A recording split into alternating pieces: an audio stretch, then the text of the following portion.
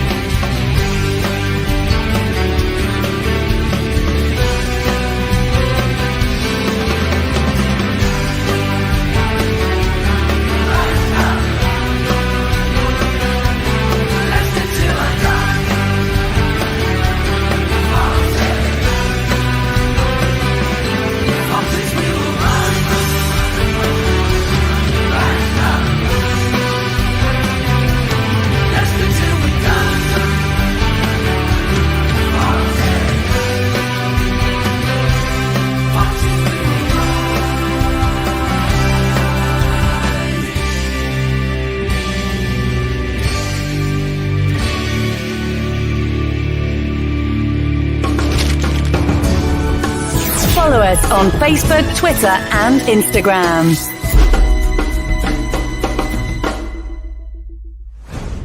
This podcast is proud to be part of the TalkSport Fan Network. TalkSport. Powered by fans. Right, Chris.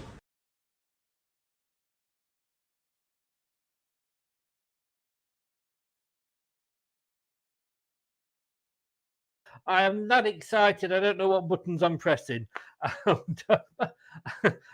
bit like Conte this afternoon, possibly. But look, hey, unbelievable. Unbelievable, Jeff.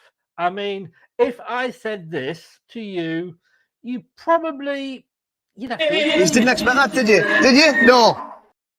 No. And this lady, she was kept undercover for so long this season. We got her out last week, and I said, "You've got to get on with it and come out again." Yes! Yes! Yes! Yes! Yes! Yes! Oh, God! Oh, I'll have what she's having. Well, we could do with that every week, couldn't we? I could do with it once a year, to be honest with you, at the moment. Look, I don't know. I said this during the watch along earlier, and thank you to everybody who joined me for that.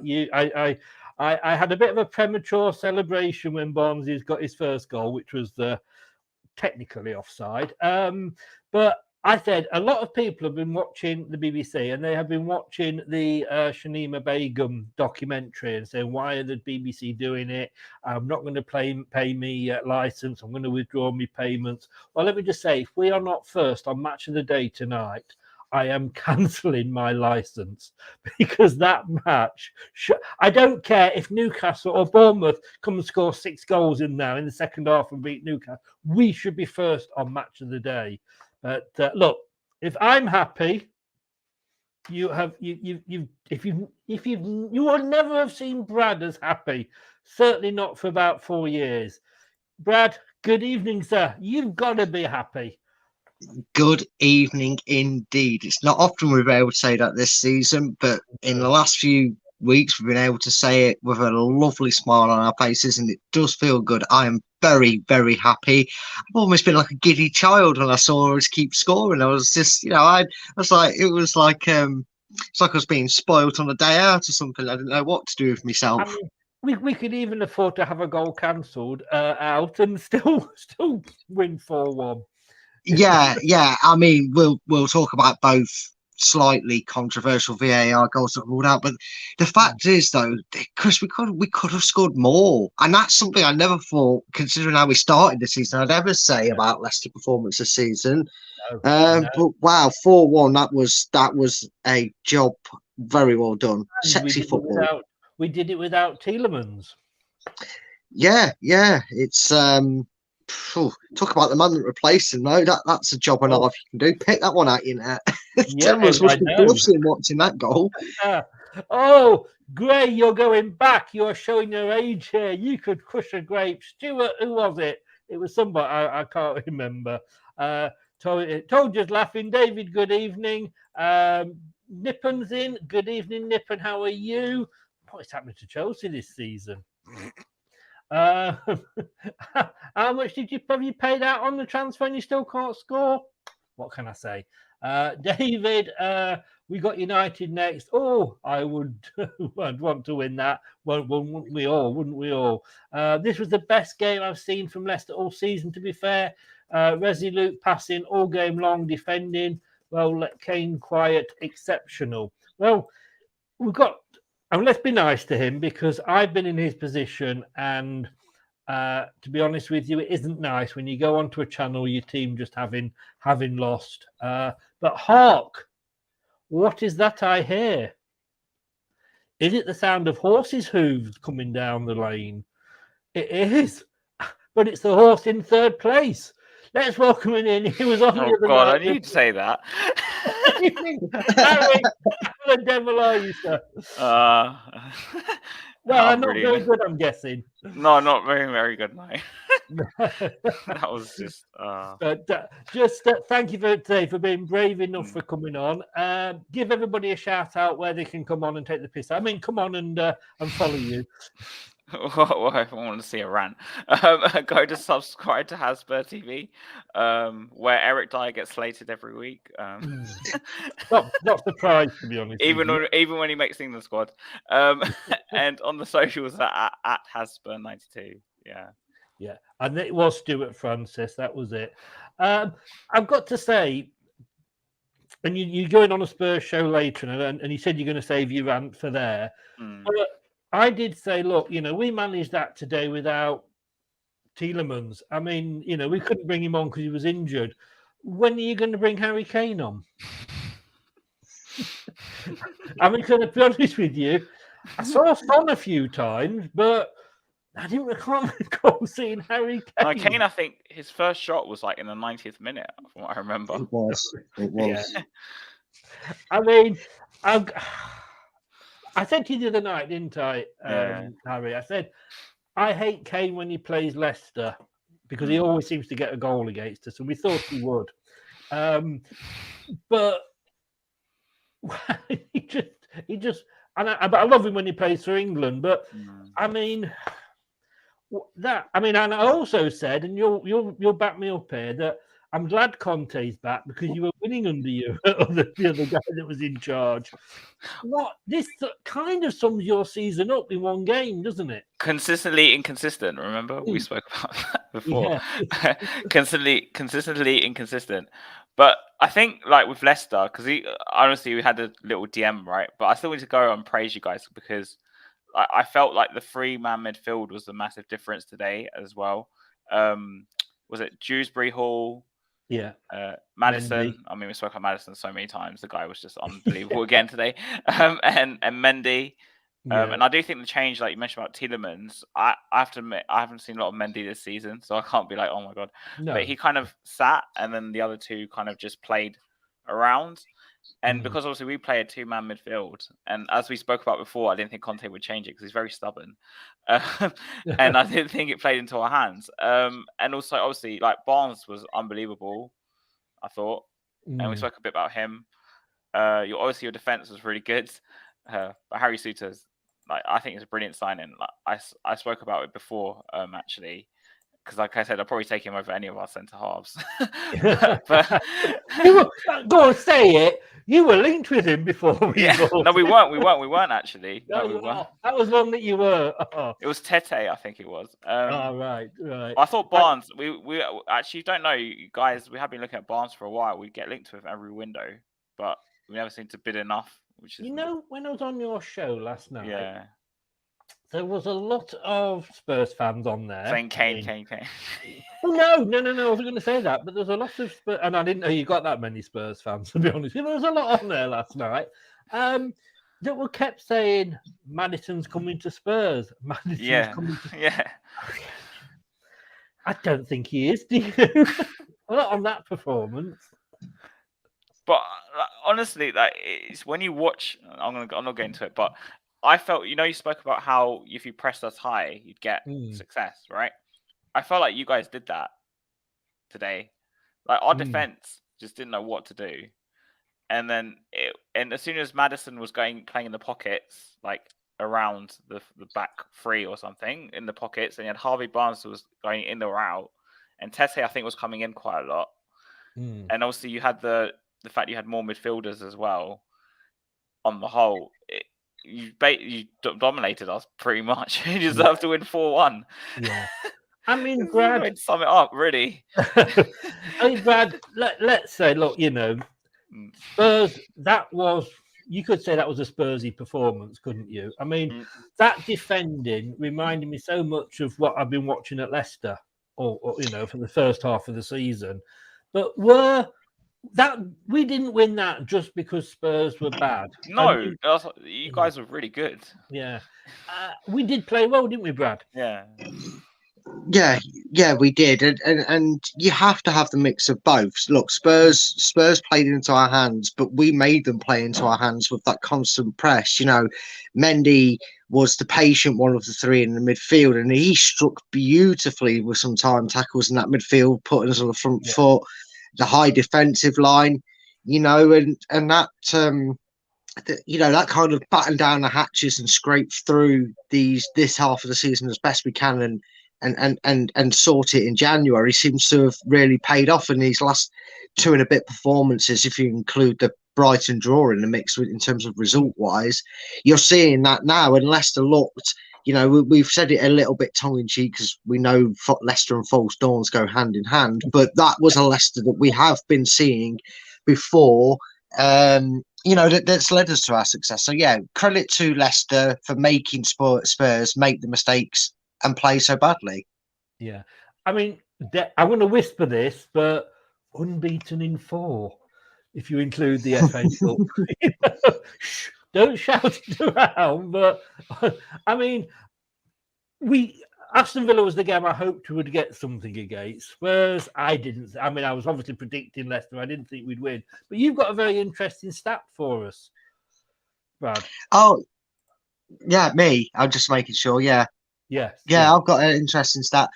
According to the BBC, Leicester became the first team in Premier League history to score 3 goals in back-to-back games in the first half, whilst conceding the first goal of that game. So Leicester have just not only had an impressive display, but they found a way to sneak their way onto the record books. So interesting and fun. Can I just say that I'm going to clip that because you hate stats, and the fact that you've come on quoting this stat. That's true. That's true. I mean, yeah, we said, just reading that there, Christensen and Souttar made a huge difference to our team. 2 proper defenders who can tackle, head, and get the ball forward quickly makes such a difference. I mean, Christensen is unbelievable on that there. Well, I do think Souttar made a big difference for you guys. I think. Oh, he has as well. Don't get me wrong. And he didn't let that own goal last week, affect him. But I mean, looking at your defence, and I know you well, looking through your defence, I can say that. Sorry. Don't worry. No, you can destroy our defence. At least some Spurs fans might watch this and realise how bad it is. I mean, come on. You're 5th. We were 15th. You know what I mean? But you say that. I've seen tweets since this game's ended, and some Spurs fans saying, "Oh, would we take Leicester's defence over ours?" Well, I would every day of the week. Well, is it Tananga? Sounds like a Bond villain, doesn't it? Tanganga. Mr. Bond. Like I need a cat to stroke. Dyer and Davis. I mean, I have from a top 5 side, and we said the other day, like if you'd have dropped the points that you've dropped all season, you could have been challenging Arsenal. But you pinpointed the problem right there. Exactly, that's what I was going to say. I've seen why you're not doing. But also, it's good to keep this comment up because you look at, say, your resources at Leicester compared to Spurs' resources on paper, right? Spurs are the 9th richest club of wealth, or whatever you want to say, in the world. I'm sure Leicester aren't at that level. I don't know, but I'm sure you're not as high as that. No. And you guys went and bought a centre half in the window. And we getting told oh, there's no suitable centre halves this window to buy. It's like Leicester went and bought one. So what's the problem? We've got Eric Dyer in the back, but like players like Dyer and Davies have been at Tottenham for since 2014. So how many years is that now? Almost 10 years. Okay, so 8-9 years. And Dyer initially was brought in as a centre half, but he wasn't good enough. So I think Pochettino played him on the right back for like a short period of time, and then he moved him to central midfield as a defensive midfielder, and he did okay for like a season before he signed Wanyama, and then eventually got moved back into back four, and Mourinho tried him there as well. And it's just, I mean, obviously he's not a centre half, is he? Davies is again just an average player, and he's just aged, and he's just got worse and worse. Tanganga, you probably guys don't know him very well, but he's had a lot of injuries, to be fair to him. But again, he's probably been at the club too long. We probably should have someone better on the right. And the alternative is Sanchez, so I guess it's just pick between the two. I mean, you saw Sanchez when he came on, didn't you? He fell over within like 5 minutes. To be honest with you, I don't mean this probably, but if a substitute coming on, yeah. If a have you guys substitute, not seen that clip of Sanchez versus Man City? Do you know the GIF I'm talking about? No. No. So Bernard, last season, or not last season, under Mourinho, we played Man City, I think. Was it Mourinho or someone else? And then Bernardo Silva dribbles with the ball, and you see Sanchez just like completely fall over. It's like if you search Sanchez as a GIF on Twitter, you'll find it. You know what I'm talking about. I will have a look at that. It would remind me of that. Like, Brad, I don't think it could be worse for Spurs, but Gray says they could have Vestergaard. I think Vestergaard would actually, and I don't mean this horribly, but improve that defence. Yeah, he would improve us. I mean, there is a shout for that because, you know, for all the criticism that you could give to Spurs, I've never seen defence be so pleasing to see Leicester's midfield and attackers run at them. It was almost like they were, you know, playing for Leicester at that point because even Bertrand could get a game for them right now. He's back fit. Do you want him on loan? Do you want him on emergency loan? He'd cover you on the whip. If you want a wing back, you can have him because they honestly would have. Sessinel's injured, so he kind of needs someone anyway. Yeah, well, there you go. You can take Bertrand on loan for the rest of the season if you want. I'm concentrating on Spurs now because, like I say, I don't want to sort of put you through a full show. But like, you guys deserve to beat us. Obviously, we can talk about the defense, but like, you guys, like you said, and we spoke about this before. You get joy when you pressed us high, because our defense obviously is not very good. But it's a combination of both things. But I do think the fact you had 3 in midfield compared to us 2 was very important. And it seemed like we spoke about Rodgers changing it. He didn't really change it for you guys, did he? From the previous week. It was pretty much the same. Yeah. I think Tielemans was the big difference. Yeah, apart from that, it was pretty much the same. Was the enforced change, yeah. But I mean, I was really worried, and I've said this to Brad, and I said, I think to you on one of our shows that we did, that you never know with Rodgers what he's going to do. And there's that old saying, if it's not broken, don't fix it. And I just hope that, having seen the Villa, which up until today was the best performance of the season, I think we've just kind of seen another one. But it's like, why change it? But it's Rodgers. But in fairness to him, he didn't. I've got to say, I mean, to the start though, when let's just, in fairness, I'm a bit like the BBC. I've got to be fair here. With like when they mention one political party, they have to mention the other. So the 6-2 win to you earlier in the season, you actually said that you thought sort of in the first half that we would actually go on and win it. Tell you what, never give me the lottery numbers.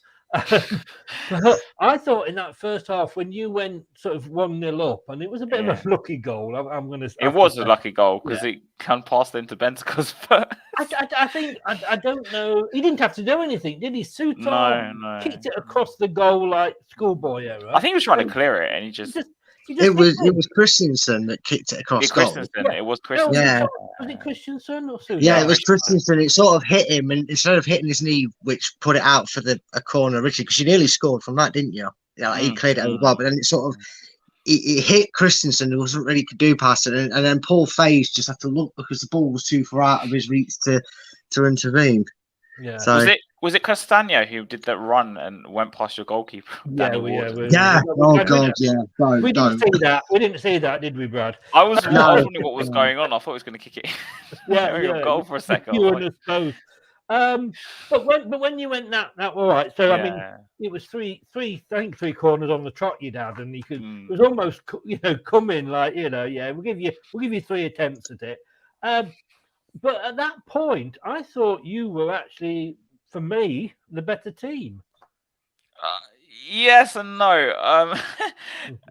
In a sense that you could say we started slightly better, but I always feel like we're going to concede against you guys regardless. So even when we're winning 1-0, I kind of expected you guys to equalise. I just didn't expect it to happen so fast. And 2 goals within like 5 minutes. We're 2-1 down. To be honest, I don't want to rub it in because I'm not like that. But it was actually 2 goals in 2 minutes. Oh, right, so I thought it was 5. I hadn't actually finished celebrating the first goal. I was still updating things on the screen. Like the Maddison goal really annoyed me because Dyer pushed up. And I was like, what are you doing? And then suddenly, before we know it, within was it a 1 pass, I think, or something? It was Faze's tackle into it was like Faze through tackle Kane.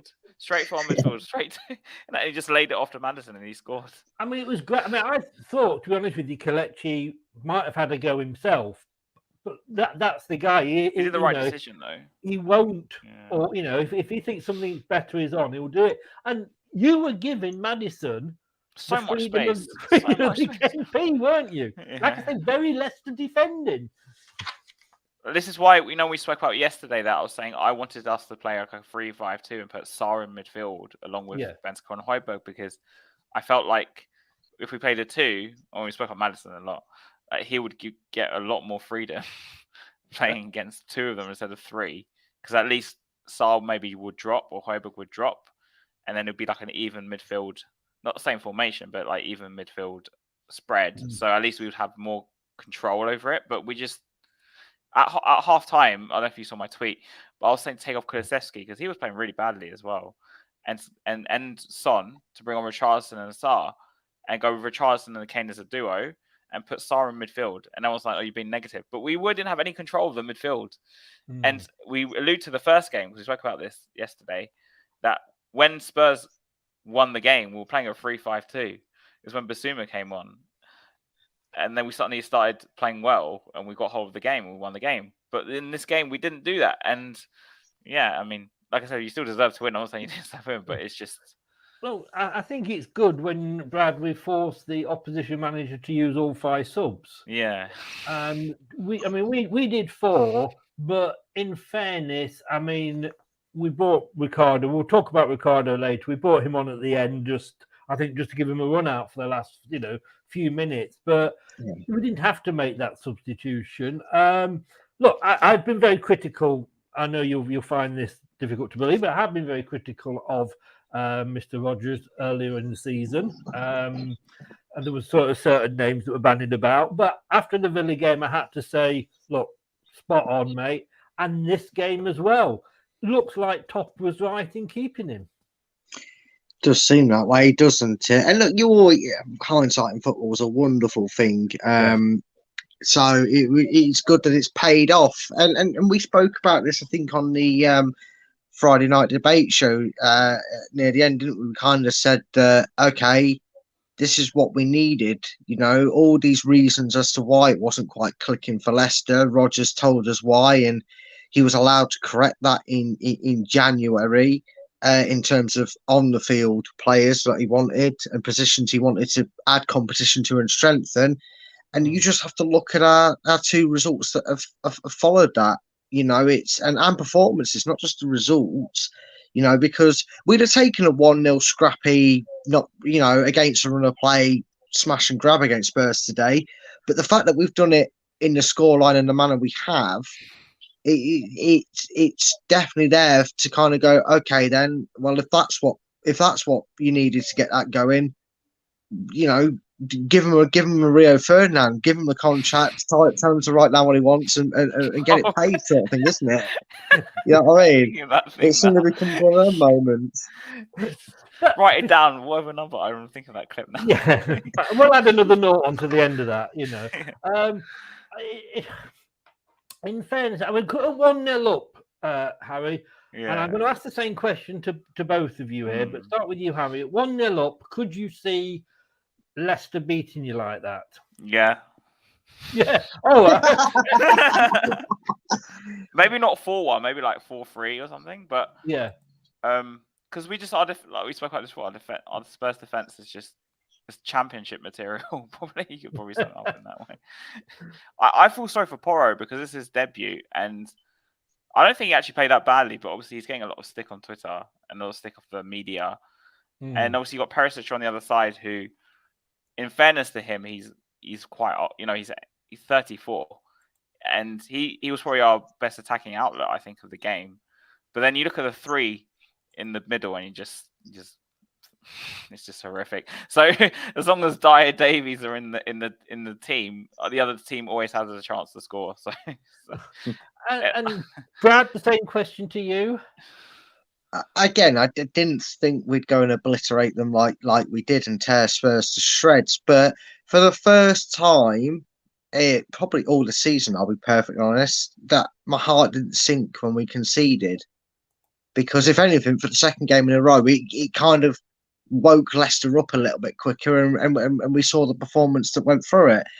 I didn't think we'd lose the game, and I still didn't think that when they scored. And it just shows you how things can change so quickly in football. Because had that happened at the start of the season, like it did at Spurs, my heart was, I don't even want to watch this. I was getting to the point where it's like, I'm just going to put the radio on because it's less painful to listen to than it is to watch. But no, I never really thought we was going to lose, and that's a feeling that I've not had for a while. It's ironic though, isn't it? Or is it poetic maybe that your defenders had a bit of a mare playing us on his debut, and if I remember rightly, poor Wout Faes had to come on and make his debut in a 6-2 defeat at your place, and he got torn to shreds a little bit, even though he didn't play actually that bad. It's kind of poetic when it comes back and gets you like that, isn't it? Is Faes a signing for you guys, or was he from your academy?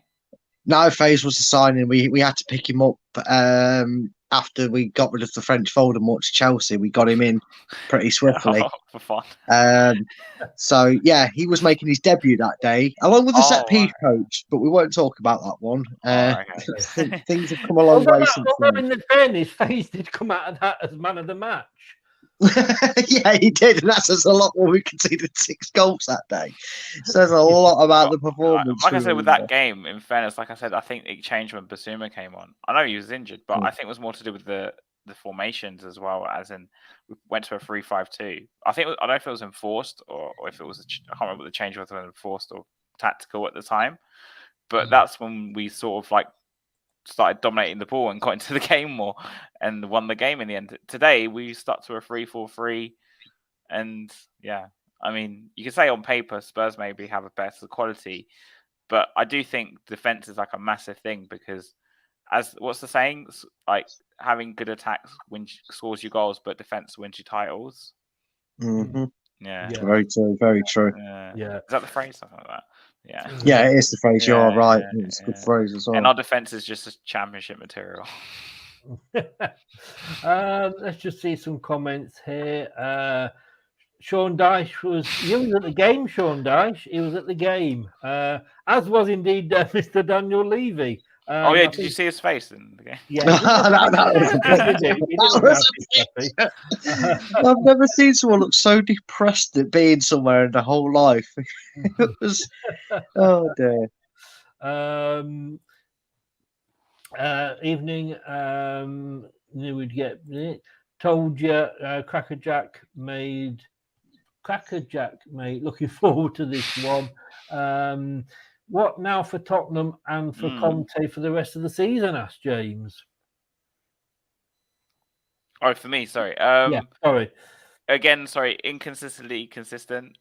we'll have some games when we'll win because our attack is so good, and we'll have other games when we'll lose because our defense is just horrific. So, another analogy everyone says is like if you bought a Ferrari, but you didn't have the petrol to like run it. Yes, yeah. Ant says here 34 is still half Chris's age. It may well be, Ant, but it's still twice your height. Just remember that. Look, Harry, I'm not going to put you through any of this misery sort of anymore. You know, I mean, I think you're still in 5th as things stand at the moment. No, you're not. Yes, you're down to 5th. You are in 5th. Is Europa League got to be the goal? It's not going to be Champions League on this form, is it?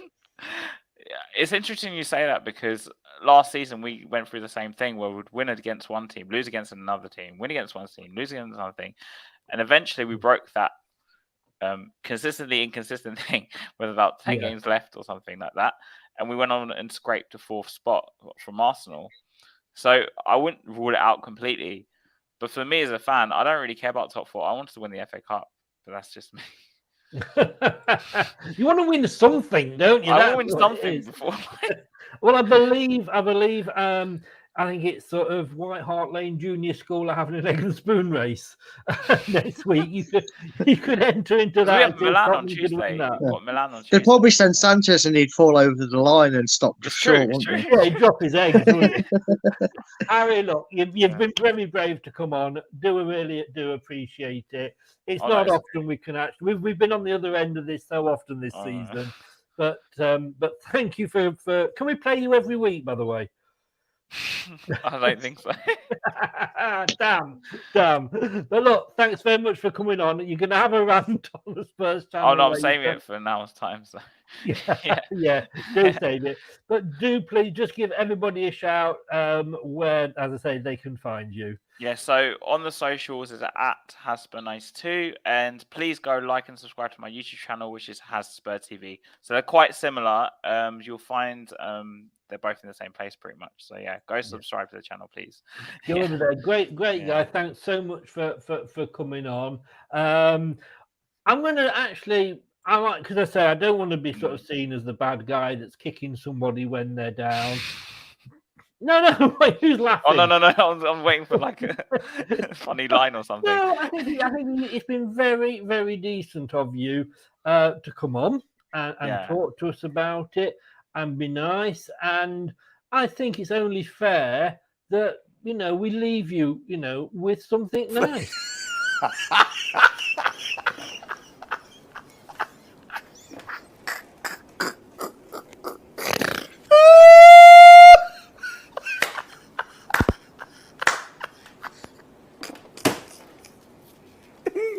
Viewers, apologize. I'm continue. I actually sorry, couldn't resist. I know I'm a bastard, aren't I? But all the best for the rest of the season, mate. Okay, good luck to whatever your targets are. I don't know if it's you guys going for Europa League or Champions League or who knows? Top 10 right now. Top 10 right now. Your name's top 10 battles, but I don't know. I know. It's poetic, isn't it? That I'm saying top 10 with that going. Yeah. Brighton are 4 points behind us with like 2 games in hand, apparently. So yes, they are. Yeah. I mean, be afraid. Be very afraid. So who knows? You might even catch them. Wouldn't it be funny if the season finished and we were above Tottenham? Oh, wow. Harry, all the best. Right, take care. Season, mate. Take care, buddy. Take care, mate. Thanks for coming on. That's all right. Cheers. Take care. Take care. Do get over and check Harry out. Credit to him, Brad, for coming on. We've been in that position, and it's not nice, is it? No, it's not. And now we can just say, "Ha! We won for one." We can say it now. We can cheer a little bit more now. But no, credit. Go for it. Yeah. Fucking one. I mean, look. We've had 4 goals. Let's just. I mean. Oh no! I tell you what we'll do first of all. Let's talk because they did actually score a goal. We must remember that. A little fortuitous, shall we say, and possibly offside. I think the annoyance with their goal being given is I looked at it, and because my stream was quite good today, thankfully, and they showed a lot of it, and I looked at it and I thought that's one of them where you kind of go, all right, that's close. Yeah, benefit of the doubt. Okay, it's a goal. It's onside.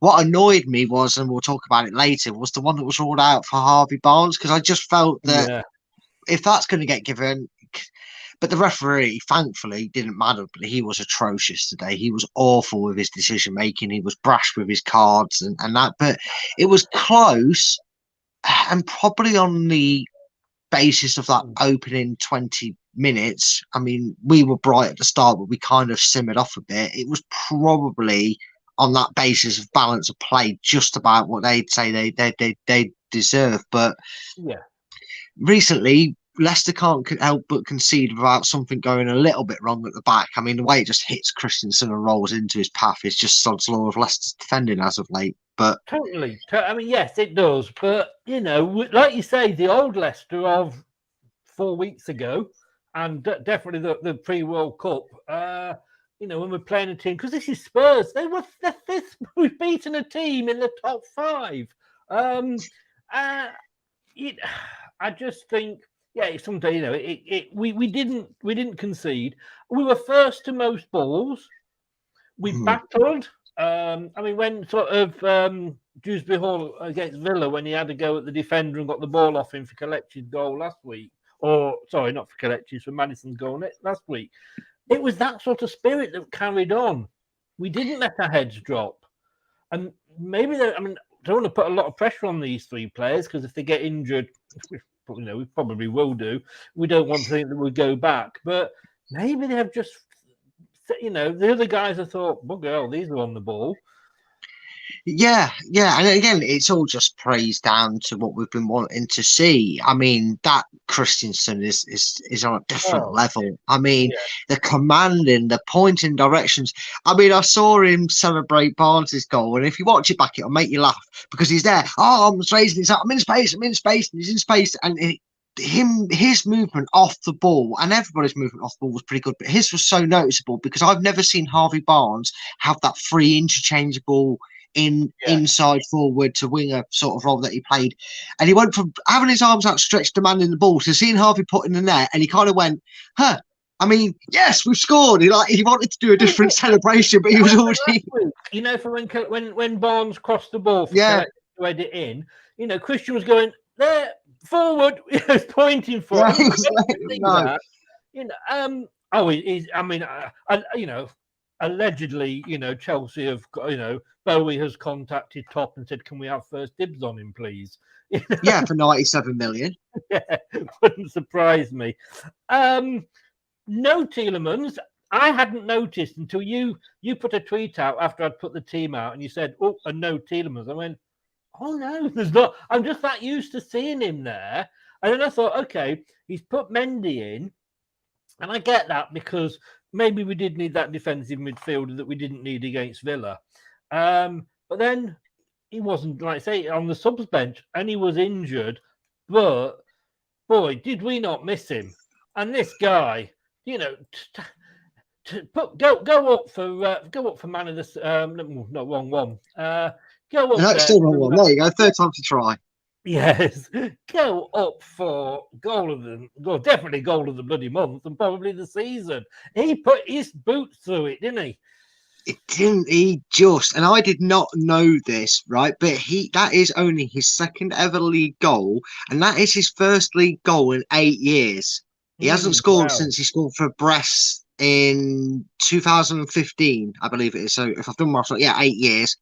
And boy, if you're going to pick a way to score your first ever Premier League goal and second goal in your career, that's a way to do it, son. Because I said to you earlier, didn't I, Chris? I think another tweet, I said that. I think I came into the live watch along and said that goal would have made Tielemans blush. Yes, it was that well hit. It did. And I think Samari is possibly the future. Yes. Because and indeed he came on later on in the game, and it was great to see, you know, again, we've got that backup, and he's no longer injured, and he can come on, and he had his little run out.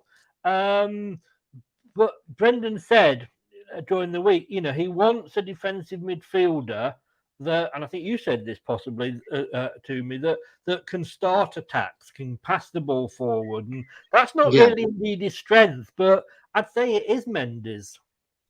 It is, and you saw it a lot. And he was getting a bit of stick in the first half when we weren't, when we were struggling a little bit, and it was 0-0, and just before they scored, people weren't too convinced by him. But boy, he was everywhere. He was perfectly timing engagement with their midfield. He was given an inch and he took a yard. I mean, I remember at one point, we were pressing Tottenham that far back. Then he came in with the most inch perfect slide tackle ever, and it was in line with their edge of their own box. He was winning the ball. I mean, talk about telling me you're a defensive midfielder that can win the ball and get us on the front foot without telling me you're a defensive midfielder that can get a team on the front foot. Just calling him Naples, I'm your striker Mendy, because he was phenomenal for the remainder of that game after we took the lead. He never looked back. Oh, I know. No, I mean, at that point, we needed that because I did feel Tottenham were literally, I thought they were better at that point. When they went ahead, lucky or not, it did seem to be all Tottenham. Yeah, they'd sort of stemmed our first couple of minutes flow where we were getting in and around their box a little bit, and we were kind of like stalking the prey, it felt like, wasn't it? And then Tottenham had that spell and eventually got the goal from it. And you're right, Chris, that really just made the performance that followed even more pleasing, because, you just felt that although it wasn't, oh God, here we go, we're going to concede 3, 4, 5 like we were at the start of the season, it felt like, okay, we could still get something from this game. But if we can get a goal early, hopefully we can still get the 3 points and win it maybe 2-1. But the fact that we just hit back the way we did, not just the quality of the goal, but in the manner we went about it, because they had to clear it off the line to set him up for it, didn't they? So just shows how it was. And it was a response that we kind of nervously were excited about, given how we did it against Villa. We talk about probably our best away performance of the season is now being matched with the best home performance we've seen this season. Yeah. 2 points I want to say while we were talking Mendy. Where are we? 30th of June 2023. His contract expires. We need to get him tied down to 1, don't we? And I never thought I'd say this, because I don't know whether you can keep 3 defensive midfielders happy in a squad. Indeed, let's be honest with you, he was being linked to every team going, wasn't he, when we first got him? Imari looks to be the future, but we've got to keep Mendy, haven't we? Yeah, and it just shows you again, it's a funny old game, this game of football. It's from 7 weeks ago where Leicester were before their signings and everything all going on. It looked a mess. And now all of a sudden, we spoke about it in the Villa game. Did he come on? I saw him warming up today. But did Solanke come on today? I saw some other stuff. He came on today. Yeah, well, I know indeed he came on, but I was just wondering because I saw him warming up when there was a player down. Solanke. I don't know. I thought you said Samari. Sorry. No, Solanke. Sorry. Did he come on? He was warming up, but he didn't come on. Yeah. But again, the feel-good factor is sort of there again all of a sudden, and it seems to have come from nowhere. But again, it just shows you when you need certain things to happen for a manager to be able to get what he wants doing and the teams performing the way they want to. All of a sudden, yet again, we're finding ourselves with these players. And Dennis Pratt came on, another feel-good factor. Ricardo got that feel-good factor for that 5-6 minutes he got to run around on. We'll talk about Ricardo later. Yeah. But Mendy has really proven that you want him signed up. You're now starting to look at a few of these players that contracts are running out and going, if they're going to continue playing like that when they get a run in the side, maybe we can convince them to stay longer because they're needed. Get a run in the side, and he's having a run in the side, and like you say, he's taken his chance and he's grabbed it with both hands. And let's be honest with you, he's the only guy that's won anything recently. With the very true. It's what guarantees he gets, I guess, when we make these. Bournemouth nearly scored again. When we come to sort of everybody being fit, But talking about everybody being fit, and again, we mentioned this, I think, at the start and possibly in the watch along. Tielemans. All right, so he was injured. Fair enough. We're not going to get anything from him when he leaves in the summer. We know that. There's an argument that would have said, look, keep him because he could be the difference between us staying up and going down. Suddenly, we've had a performance like that against a top 5 side without him. He does not just get back straight into that team, does he? No, I think you mentioned it in the watch along, and I think a few others agreed with me and yourselves in comments to say no. If we win today, which we didn't, the way he can't just walk back into that team. It's one of them where you're kind of almost excited to think if this run continues and then he gets back into the team, say through an unfortunate injury, which it's never too far away with Leicester, it seems. But if he does then find his way back into that team and gets given an opportunity, or maybe like Villa, Rodgers doesn't want to play defensive midfielder, so he chooses to play him more so. Yeah, I never thought I'd hear you say those words. I know, right? I can't believe it myself. But you know what I mean? If Rodgers actually makes that choice and does what he did against Villa and he does play, you're almost anticipating him to pick up on that feel-good factor and that confidence and energy that seems to be back in the team and around the place. That even if he doesn't play for a couple of weeks, when he does play again, you'll be expecting a goal or a really top-draw Tielemans performance, because that's just what this sport does to a team and players when it's going right. You said it. Definitely, James. Why change it? Change the winning formula. Don't fix it if it's not broken. I thought Tielemans was on the bench at the start. And I thought Mendy's come in because it is Newcastle and we want Newcastle. What am I saying? It is Tottenham and we want that extra bit of security in the middle. But he got that goal, and then literally I hadn't finished celebrating. I was still banging my clapper. And no, that's not a euphemism before anybody says anything. I was still celebrating, and up pops Mr. Maddison. And he's the player that I said earlier, that Harry, the Spurs fan, he loves him. He couldn't stop talking about him on the show. It's almost like, you got a crush on him, joking apart. And every Tottenham player in the chat on his channel said, we want to get him, we should get him, blah, blah, blah. Again, took it well, but what a team goal. Yeah, it was. And there was, you could probably say it about every goal, but that one really typified how Leicester were throughout the game. They were aggressively on the front foot. I mean, we'll have a little word on the officials probably near the end before we get on to like the stats and all that at the end. But a man on a yellow card sees Harry Kane on the halfway line and goes, "You're not getting past it. That's not your ball." Wild Face went through Harry Kane fairly, got the ball. It pinged 30 yards up the field to Iniacho. Sorry, Brad. Sorry. Was Harry Kane playing? Apparently so. I don't know. Right. I don't know if Wild Face spoke.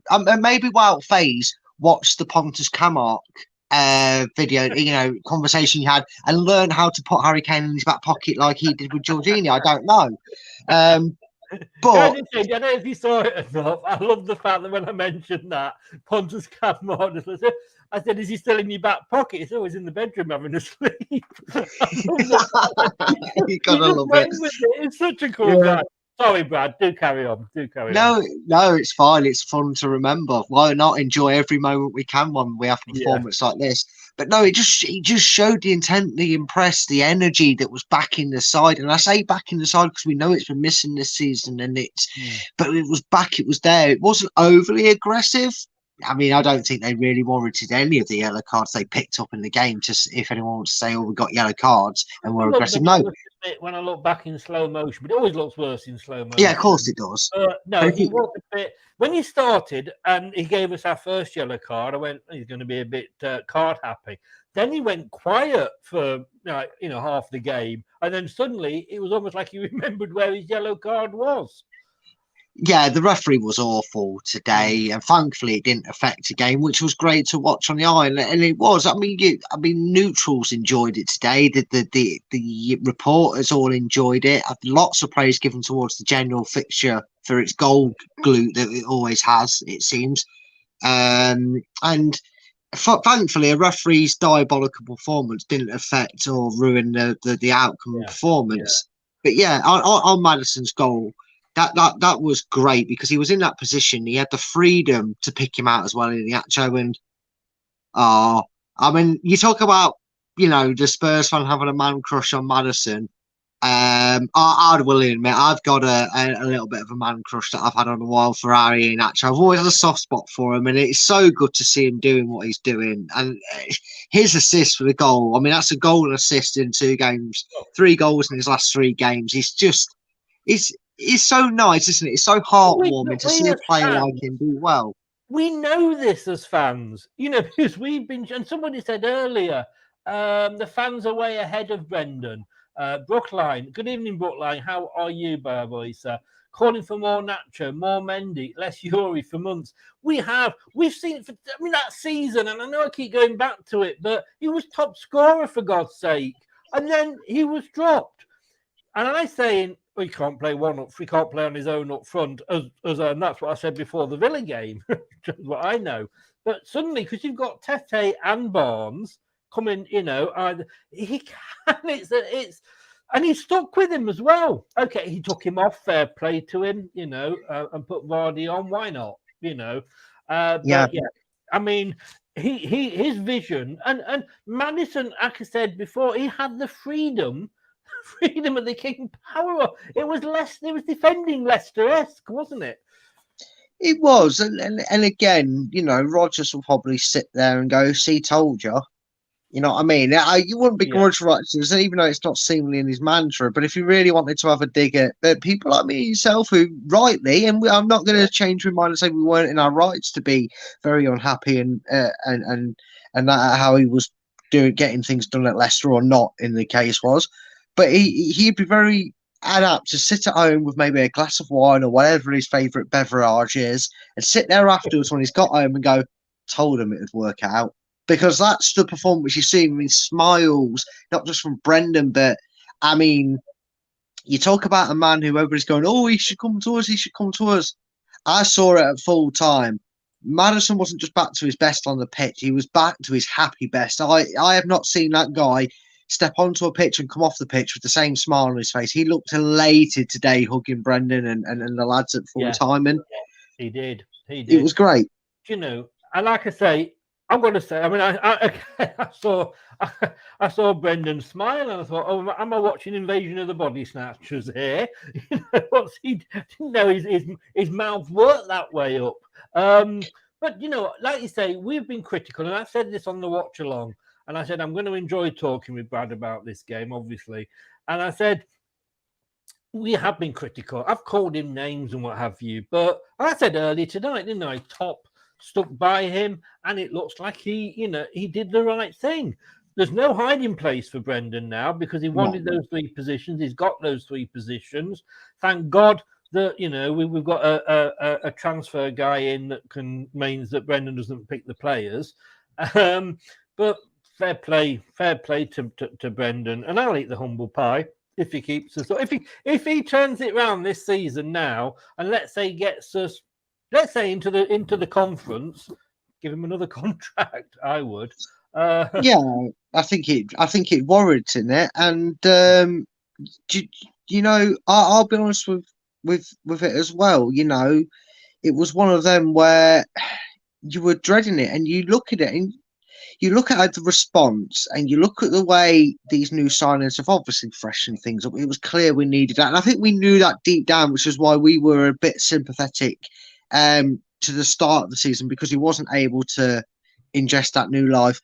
But I think not only has it proven that the owners are right in the decision, because there may have been a few players that, not necessarily down tools, but they probably went through that spell where we were losing 5-2 to Brighton and 6-2 to Tottenham and thinking, I'm I'm not sure if he's going to be here next week, though. That's the problem. I want to believe in him and I want to do well for him, but I won't. And you look where we are now.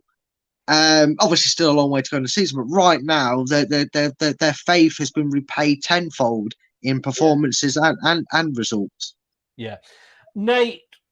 Yeah, you missed a great game. Can I just say, every time Leicester play, I want you to go out. Yeah, What happens when you don't watch a game? You know what? It's funny you say that, Chris, because this is the second. This is funny. I'm going to keep this tradition, and I wasn't going to say it until after the show. I was going to say it to you afterwards. But if we go 1-0 down against Manchester United, I'm going to leave the stream I'm watching and come on and post something, because twice I've done that, and twice I've come in and we've got an equaliser. So if I will have you doing the watch-alongs with me. I will before it's too late. Maddison a different class. Yes, he is. I was asked by Harry, funny enough, on his show, will Maddison leave in the summer? And that's going to be a very difficult one for the board, because I think losing Yuri and Maddison in the same... He will go eventually, and I accept that. But I don't think we can afford to lose him and Yuri in the same window, if I'm honest with you. But then look, everybody's favourite striker at the moment. Man. I mean, go on. I'll do it again then. Come on, I'm not going to... I don't need much of an excuse, but I just need to find it. Just bear with me 1 second. Your call is very important to us. Here it is. Yeah.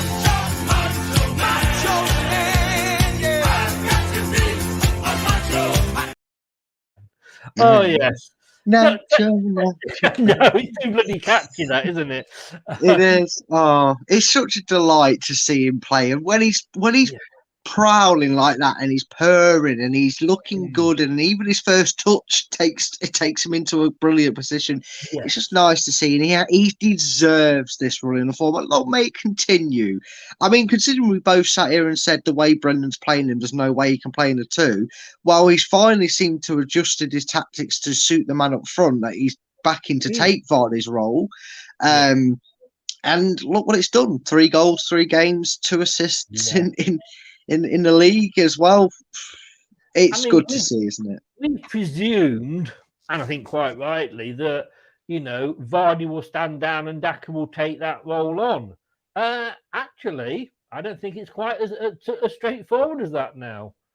No, and then Nacho would probably be begrudged if Daka did in a one-man system up front, because of the time and effort and commitment since he's been there. And I know Daka can't exactly help that, being younger and whatnot, but the older head, the experienced head, has to take the helm for the one up front. And who knows, maybe when that happens, we'll see 2 up front again. Who knows? But we won't get too carried away ahead of ourselves. But yeah, I think right now we asked for it, we've got it. Vardy becomes the impact sub, Iheanacho leads the line, Leicester win. And it works, and it's working, and long may it keep working. Yeah, definitely. I'm just looking on the Match of the Day website. If we're not first, we riot. Well, I did say, actually, I don't know if I said it tonight, but I think I may have said it at the start, that if we are not on Match of the Day first tonight, I'm cancelling my license fee. But we will see. It's got to be. It's the best score of the day. I've just got the scores are all up there, and nobody's better than Wolves. But well, it was Southampton they beat. So don't mention Southampton. That would be number 4 if that one happens. Because I did say, didn't I? After I predicted them 3, he's next, and they lost to 10 men Wolves as well. They were 1-0 up and lost to 10 men Wolves. So please don't never fall out with me. But yeah, no, I won't. I'm sorry, Brendan. If you drop Kelechi again after last time when he was top scorer, you dropped him. If you drop him again, I'm sending the boys round. I really am.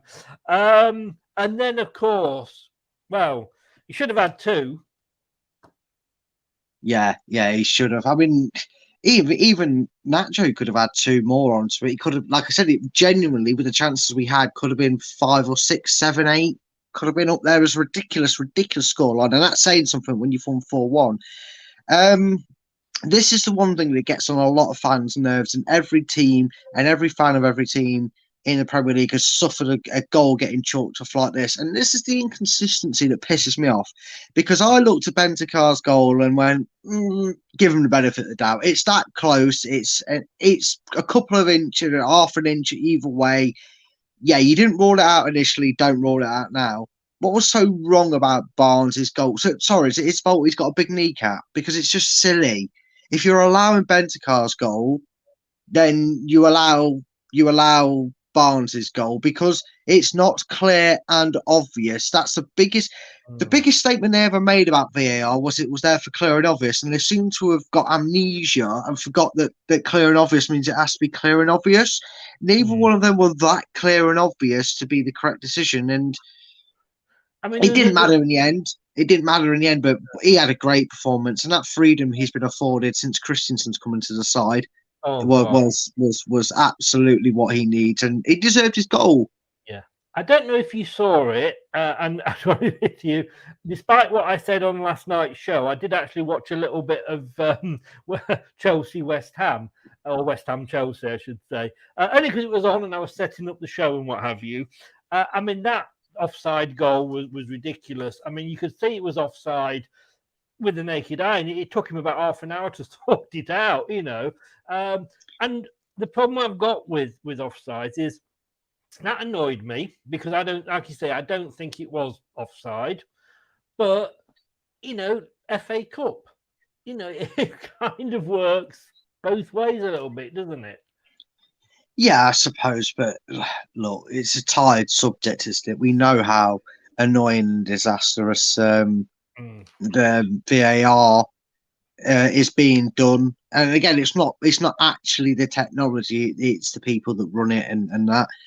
But luckily, again, like I said about the overall officiating in general, you could say luckily for Leicester, it did not matter. By the time it was chalked off, it was 3-1 anyway, and it would have only added another cherry on top of a wonderful performance. And again, you know, just like it was almost deserved, he ended up getting the goal he deserved anyway, because from the centre, not from the side either. Yeah, he was almost if saying, "Fine, try and rule this one out then."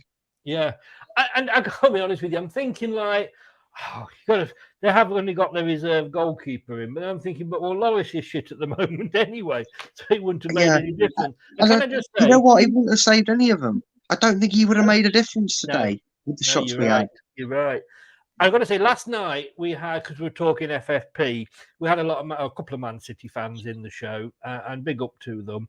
And I've got to say, if Man City fans are watching, obviously beating Tottenham isn't for everybody. That's how you do it. It's easy to be there. It's easy to be cocky when you're winning, isn't it? It is. It's a glorious thing. Couple of points before we get onto the stats. Just a couple of points that I want to bring up that happened during the game or came up during the game. 75 goals have been scored between our two teams since we got promoted in 2014. That is scary. Yeah, and it was nice for Leicester. I know we've managed a few wins over them in the midst of that 75 goal glut, but it was nice for Leicester to be on the right end of a big score, wasn't it? Because we've had a 5-4 defeat, we've lost 6-2, we've lost 6-1, so it was nice to have a 4-1 in the W column for Leicester. And again, I think BT even expressed it. The pundit that wrote that through, who watched the match on Full Time Focus, said, you know, this has to be considered the blockbuster fixture, not just for the weekend, but for the Premier League, because there is always a glut of goals. And I would find it hard to argue that, taking rivalries aside, that it is probably the most enjoyable fixture to watch because of what you tend to get 90% of the time. And yeah, again, it's just nice that we're on the right end of it for a change. Oh, yes, definitely. You may have noticed that we're loving it as well. we don't. No one can fault us, and no one can accuse us of not making the most of a win, can they? No. If you want to go and get a brew and come back, because we could be here a while, I'm looking forward to the player ratings tonight. I really am. Thanks very much, James. If you are new, please do subscribe, not just to this channel, but but to Top 10 Battles as well, which is Brad's channel. And the link is in the description below on YouTube as well. And if you are subscribed, or even if you're not, smash the likes, because that really, really does help us. It really does help us. I do look. I'm going to bring it up again, because you know what? I am so proud of my little self when I came up with this. You can't talk about them things on this channel, Chris. Oh, you mean this, right? The spuds were mashed. I'm thinking, my God, that is great. I was really chuffed with my little self. Like you say, for mash, get smashed. No, for mash, go and play Spurs. That's very good. That's very good. Right, we're going to get to it. It was kind of touched on earlier, but I wanted to save it now to have a proper talk about it after Harry left. Castagna and Ward. That was nearly embarrassing. Yeah, it was. And like I said, it's like all of a sudden, even though it's been very good in the last 2 games as of late, you can't see a Leicester game without something to put your heart in your mouth. And it was one of them. It was it was unfortunate and also fortunate in the same breath, because for a split second, for that split second, you're very thankful that it hit Castagne's left leg and not his right leg, because if it had come off his right leg, it's in off the post, and Spurs would have got a goal out of nothing. But it was just like, Jesus, the ball looked like, for all the world, that it had enough legs on it to get toward. And the second it stopped and suddenly realised it was going to take him outside of his box, that's when the confusion came. But you know what? You can take them pinches of moments when it happens like that. And to be fair, the one thing you will say is, yes, it was a little bit of a panic between Ward and Castagna for that one moment. But the worrying thing, if you're a Spurs fan from that moment, is nobody was there. No. Nobody was anticipating the confusion and trying to nick in on it. Not that they would have got to the deflection of Castagna and it would have got out for a corner, but the pressure on him would have made him hit it even worse, and they could have. So, yeah, heart in mouth moments. You can't have it all good when you're watching Leicester, apparently. But no. Yeah, thankfully it went the other side of the post compared to how other goals from defenders have gone for us this season with Suter and Face, as we've seen. Yeah. I'm just adding the fact that I'm going on to Harry's channel on Monday, and for once I've got 2 Tottenham shows on Monday. I'm going to have a great time on Monday. I bet you are, mate. Who do you blame for that? Because from what I saw, Ward he was coming, then he kind of stopped, then he came again. Obviously, I can't have the sound on because I'll get copyright claims. So I don't have the sound on, although they've probably been in Japanese or whatever today anyway. But do you think he shouted? And it did seem like somebody should have been going, mine. I think it's just one of the things that occasionally just can happen when it's so close to the edge of the box. I mean, Castagne's facing him, which tells you that he's shielding the ball and trying to prevent anyone getting to it. And then I think Danny Ward just looks at the ball and think, that's got enough. I'm going to let it roll into my box so I can pick it up. And when he sort of realised it wouldn't, Castagna, not knowing that there's not really anybody pressuring him, kind of reacts to it. And they had a little bit of a bargee, but to be fair to Ward, he put his hands up and he went, yeah, that was me. I should have. I think Danny Ward. I didn't see that.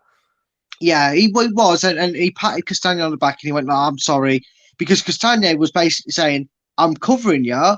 Either kick it or let me deal with it. Which one is it? Do you want me to?" And it wasn't nasty handbags, but it was more like a case of, "Can you please just let me know next time?" Because Castagna didn't really want to have to intervene. But that aside, I must say, and we haven't had to say this for a while yet, but Danny Ward constantly impressed. He improved again for me. He was impressive again. I mean, that collect he made from that cross, you heard him shout keepers, and he looked a lot more trusted with his back line today to come and collect the ball. And defenders weren't, even Wout Faze didn't put his foot through it sometimes because he knew Ward was there and was very assured in him getting to it. We have to remember that we have, and I've got to say, hands up to Ward if he admit. I can't hear it, and I didn't see that happen. So thanks for letting me know that one, Brad. But when you look at our defence, We've got a goalkeeper that wasn't in the team last season. We've got a left back that wasn't in the team last season. Oh, we've got 2 centre backs that weren't in the team last season. The right back was. Now, with the best will in the world, and we know that you've also had a break in the middle of this season for the World Cup. It is going to take them a while. It's looking great moving forward, but you've got to remember that these 4 have only just started playing together. Yeah, and you wouldn't know it the way they've played, especially in the last 2 games since they've all been together. And that's a good thing. And, we mentioned this earlier in the season, and I think people like Gray probably even said this at some point, and maybe Nate and others in the chat that are still here that have probably said this along with us, that we've kind of missed that's something that Leicester have always had at that back line.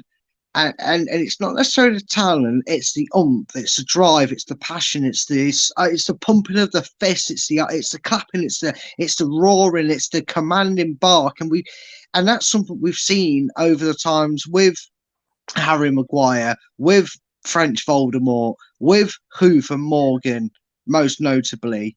And then that's something that we picked up on, and even Brendan said we kind of missing at the moment is that drive and passion and leader, and someone who's going to rile you up and get you going for doing something simple. I mean, Christensen, I think you could reach the chocolate bar on the top shelf and he'd cheer you for doing it because he just loves to see you doing the simple things right. And we have missed that. And to see that bite and Venom back in that back line, you would not know they've only played together twice this season. And I mean the complete back four. Yeah, exactly. I do want, and I know what you're going to say to this, but I'm going to say it because just after that incident, a couple of people, I can't remember who they were in the chat, we need a new goalkeeper. And somebody goes, yeah, you're quite right. He's going to take, I mean, look, how difficult is it to replace players? How difficult is it to replace players that have been so good for us? Mahrez, how long has it taken us to? And we don't know if we've replaced him yet. Harry Maguire, all these players that we're not necessarily. We can't just replace Schmeichel. He was enormous for us. This guy, you wouldn't know he was Danish. If you cut him in half, he would bleed blue blood. He wanted to race into that helicopter, didn't give a damn about himself to drag the chairman out and try and save him. He is less. And how do you follow a guy like that? It's just going to take time, I think, for Ward to win the fans over. Yeah, no, I would argue over the last 3 or 4 games, he's managed to do that, especially with his teammates. I mean, though I've always stated this, even when he was not going well for him, he claims that ball a lot better in his own box than Schmeichel did from set pieces. Yeah, and I tell you what, you want to say show us moments that he can do the job that Schmeichel did. Are people forgetting that if he didn't tip it over from Ivan Perisic's free kick, we would have been down a goal beforehand. And that he made some vital saves. He made some vital saves in the Villa game. Yeah. And if you are subscribed to the Sky Sports channel and you do what I do and you watch the goals of the week and you know how they pick at the end of the week their goals and saves the week. Oh, go and check who keeps making his appearances in there. Don't tell me that Danny Ward is not good enough to be our number one, because he damn well is, and he damn well proves it. And I'm more for it with these last. I'm not going to argue. I'm raising it because it was raised. Yeah, exactly. On him. I think he was. I didn't want to. Right from the start, I said before Schmeichel left that Schmeichel should leave. Because let's face it, we were pulling what's he called, Schmeichel. We were pulling him a good one last season because he was that awful at the end. Just look, this. Well, all right, you could argue that the opposition wasn't as good as they were in the first game, but we conceded 5 goals less in this game. So he is getting there. Yeah. And we've said that. He's now got a solid, reliable defence that's full of confidence, somebody playing in front of him. Yes. And going for a good period. And let's not remember, for everything we moaned at Schmeichel about distribution, kicking ability, I would say we're fairly confident that Ward does above and beyond a lot better than what Schmeichel the ball did. in play when he kicks it upfield most Yeah. of the time. Yeah, he did. He did. And Schmeichel was great, fantastic. Yeah, We know that, and but times move on. And again, we also have to remember Schmeichel started getting dropped for the likes of a 40. Didn't Schmeichel get dropped for 8 weeks or so for a 40-year-old Mark Schwarzer and everybody wanted him out? Just remember that, guys. What we were all saying and thinking about Schmeichel when he was making his Premier League first season, because he didn't have the greatest of starts. I can't remember that, to be honest with you. But Mark Schwarzer, do you not remember Mark? Do you not remember that with Schwarzer? He got a run in the team. We played Man City, I think, away, and he took about 4 years to die for a penalty that went in. I remember Mark Schwarzer. I do not remember him getting that run, but I'll have to try and get him on the channel and have a chat with him about it. Yeah, maybe it wasn't 8 games, but it was a little run where Schmeichel was doing bad and we felt to change it. But yeah.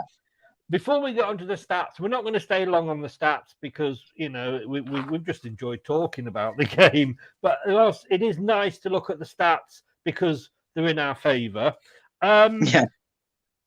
Ricardo, lovely to see him back on. Lovely to see him back on and not, go off injured.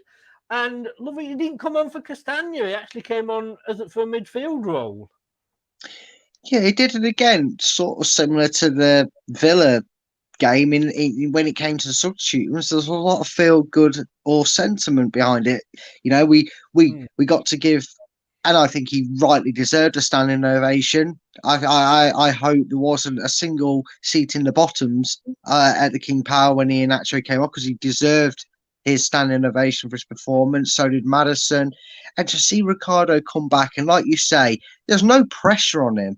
So he's not running his knackers off. He's not coming on and being told, I know you're not 100%, but can you try and get us something from this game? He's coming on when the score's 3-1 or 4-1, whatever it was when he came on, and he gets to enjoy it, and he gets to have that, that five or so minutes, if you include the injury time at the end. He probably got 10 minutes in total, get some minutes under his belt, and it's just adding to that feel-good factor that he gets on and plays for a bit. Yeah. I'm just looking in advance here at the player ratings, and I think you and Jordan may just have a slight disagreement on quite a few of them. Yeah. I've got a feeling my best mate won't. By the way, are you able to see that at all? I can see the colours of it, but I can't see any wordings on it. I can't see anything of it. It doesn't normally work, and that didn't. But it is actually the score. Leicester City 4, Tottenham 1. Guys, if anybody's watching, just let me know if you can see that, because I want to see what it's like as a full screen, because I'm not on full screen either with this. Look, we're going to have a quick look at some extremely nice tactics for once. And we'll do it straight after this. Hello, Matt Elliott here. Hi, Alan Smith here. Hey guys, Ian Hume here. Hi everybody, Jerry Taggart here. Be sure to watch Chris and Leicester Till I Die TV for all the latest Leicester City news and information. You can also subscribe on YouTube and various social media channels for the latest updates and news on Leicester City Football Club. Come on, you foxes! Indeed, come on, you foxes. Okay, well, look at this. I don't know where to start. I really don't know where to start. But let's look at the right-hand side first of all, because that's the top performers. Kelechi Iheanacho, James Maddison, Harvey Barnes, Papa Mendy, Victor Christensen. Not one Spurs player got in the top performers. It's a sea of blue, and you love to see it, don't you? I think the top 10 performers could have been all Leicester players, to be honest with you, let alone just the top 5 performers there. It's a lovely sight to see. Yeah. I mean, total shots, all right, we let them get, a couple in there just to make them feel like they turned up to play. Tackles, oh my God, not a Tottenham player on the tackles either. Christensen, Sutar, Mendy, Dewsbury Hall, Castagna, and I'm been awful. You've got literally 3 of our back line, of our back 4, are in the top 5 for tackles, and then the other one is a defensive midfielder. Just shows you how intense and how impressive we were on that front foot, because we're just winning the ball in the right areas with the players that are instructed to try and put Leicester on that front foot. I mean, Mendy, Dewsbury Hall, Souttar, all in there, and it's a lovely sight to see. I might not be too good on stats when it comes to it blemishing or misperceiving the result of the game, but these when they happen like this certainly don't do that. Yeah. And dribbles, all right, they got the top one there, but babies dribble. So I don't think we're too worried about that one. We'll leave that one. But look, match summary. Look at this. Strength. Oh, my God. I've never seen it so one-sided. If it was a pair of scales, it would have fallen off the table. Leicester's strengths created a high number of chances relative to their possession, were effective at creating goal-scoring opportunities from set pieces, were strong at finishing. Tottenham were effective at creating goal-scoring opportunities from set pieces. Well, let's be honest with you, if you can't do that, you don't deserve to be in the Premier League. Although they've got no weaknesses, Tottenham, which is a surprise. Did he not have enough characters to put into the fact that their defence absolutely crumbled worse than a Soufflé? You need 4 letters, don't you? Start with S, end in T. But we've got a weakness as aggressive. I don't think that was a weakness, was it? I thought we were very aggressive, and it was nice to see for once. I suppose the accumulation of yellow cards would reflect that, but again, I actually don't think any of them yellow cards warranted yellow cards. I think despite the referee's best efforts today to try and stop Leicester playing their game and winning the game, it didn't affect it because the officiating was shite. Yes, yeah. So let's just have a look then at this positional report I always like.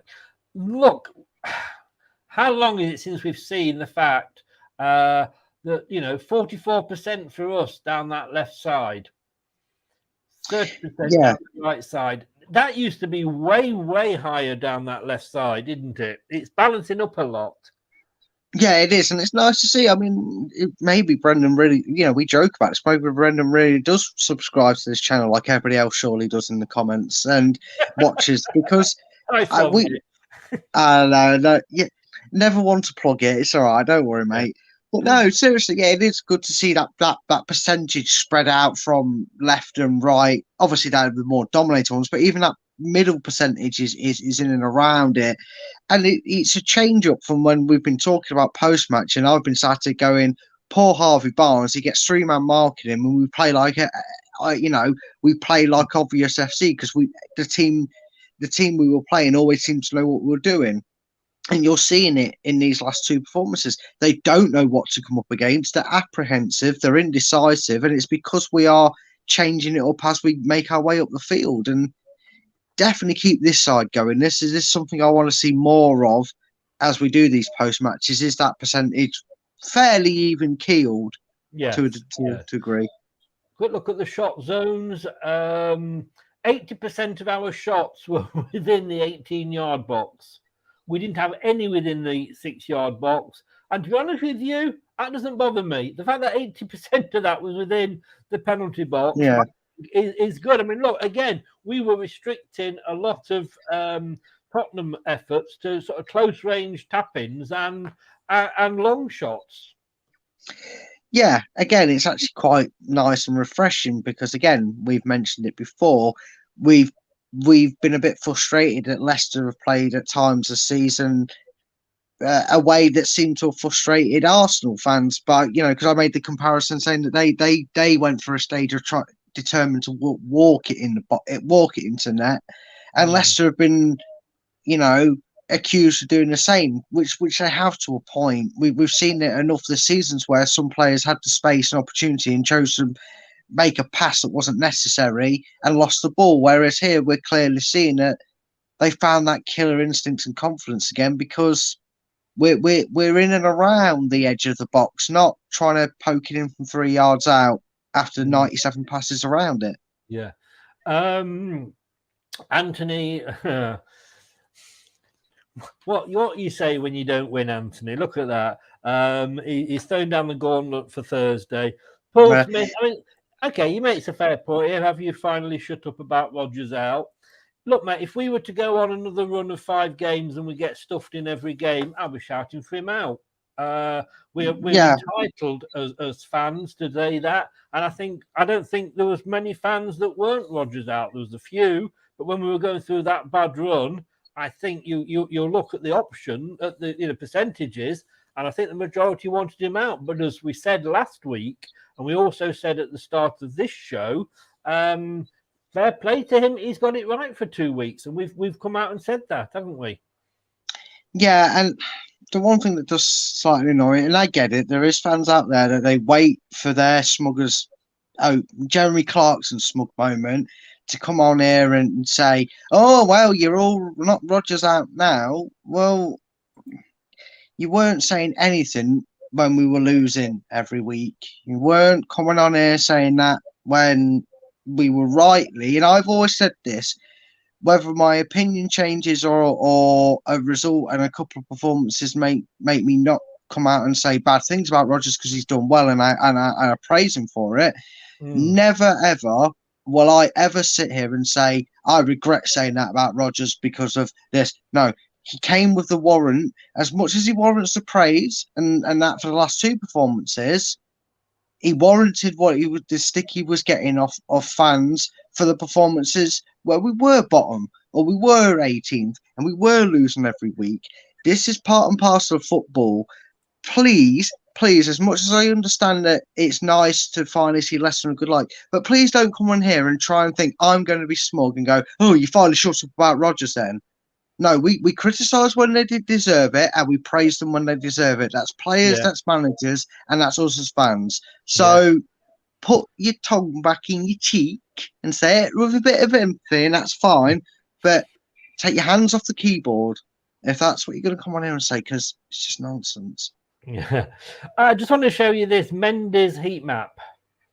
I mean, it's maybe difficult to see, but it's pretty much it's across that whole midfield. It is. He was everywhere today. He was like a rat up a drain pipe, a rash, whatever phrase you want to use for it. He was absolutely everywhere. And, again, show me what you want in actions was what Brendan was given today by Mendy and what he said he wants from that defensive midfielder when he plays him. And, he had the 2 midfielders of Spurs in his back pocket. And I'm surprised he ran around so much. Yeah. Must have been weighing him down.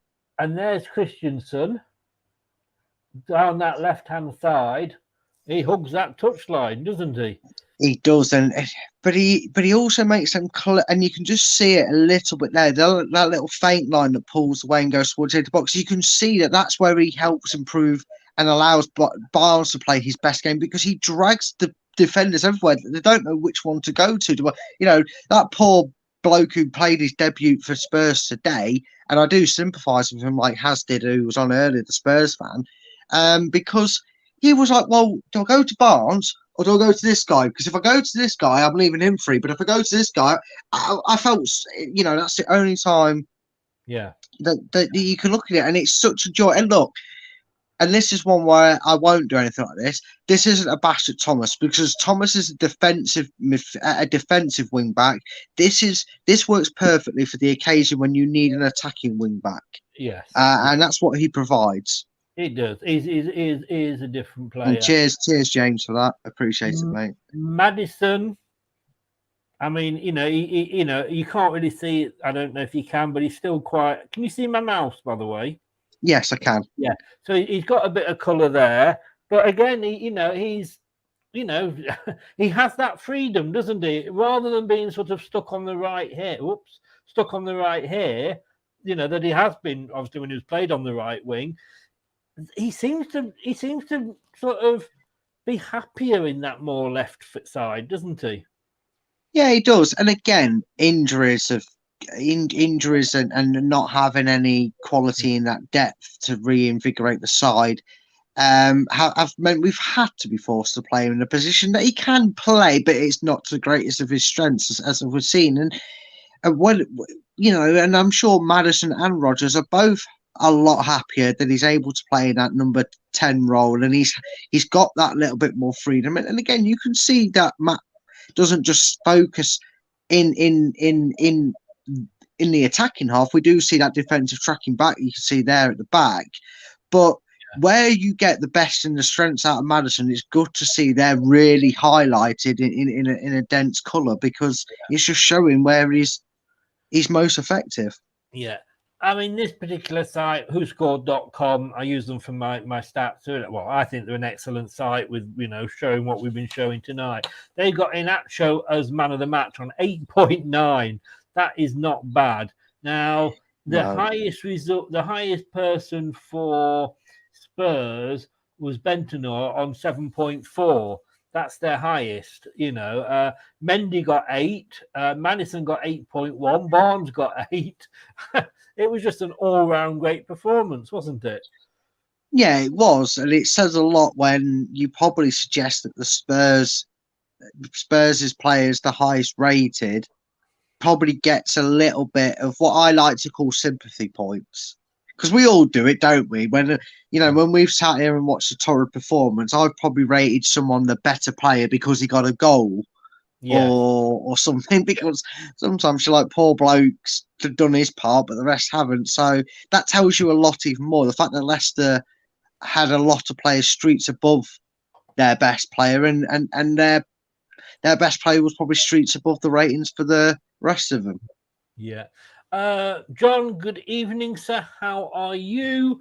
John, aka Virgil. You're not the Virgil. You are not the Virgil out of Thunderbirds, are you? I know which one you were thinking of, and it wasn't the Thunderbirds one. Welcome along, mate. It was a fantastic win for us. Fantastic. What's that now? Yeah, 8 goals in 2 games. It is.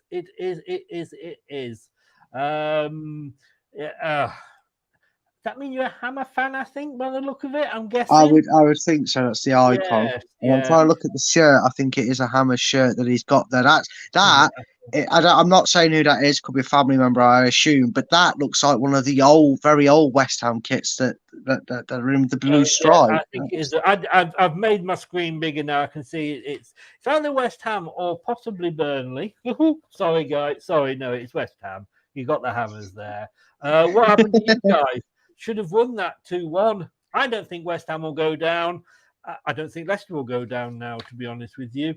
Good evening, Gary. The new chief scout needs a lot of praise. He so does. Yeah. Right. Yeah. It's going to get interesting now, because we are going to be talking player ratings straight after This podcast is proud to be part of the TalkSport Fan Network. TalkSport, powered by fans. There we go. Look at that. Just gives me time to change it over and still not get it right. I can't multitask. I give up. If you want the BBC, go and pay a license fee. This is free. Okay, I think we're gonna have some disagreements as we go through these, but what we do is it's courtesy of the Leicester Mercury. Jordan Blackford, lovely guy. He's been on the channel, friend of the channel a couple of times. So, but he does tend not to always give the same marks as Brad. I think that's the nicest thing to say. I think. Yeah, I think sometimes we're on the same wavelength in our reasons behind the score, but not always matching up. But sometimes I don't like him because he's just so far off by scores. I'm only kidding. He's just so wrong, isn't he?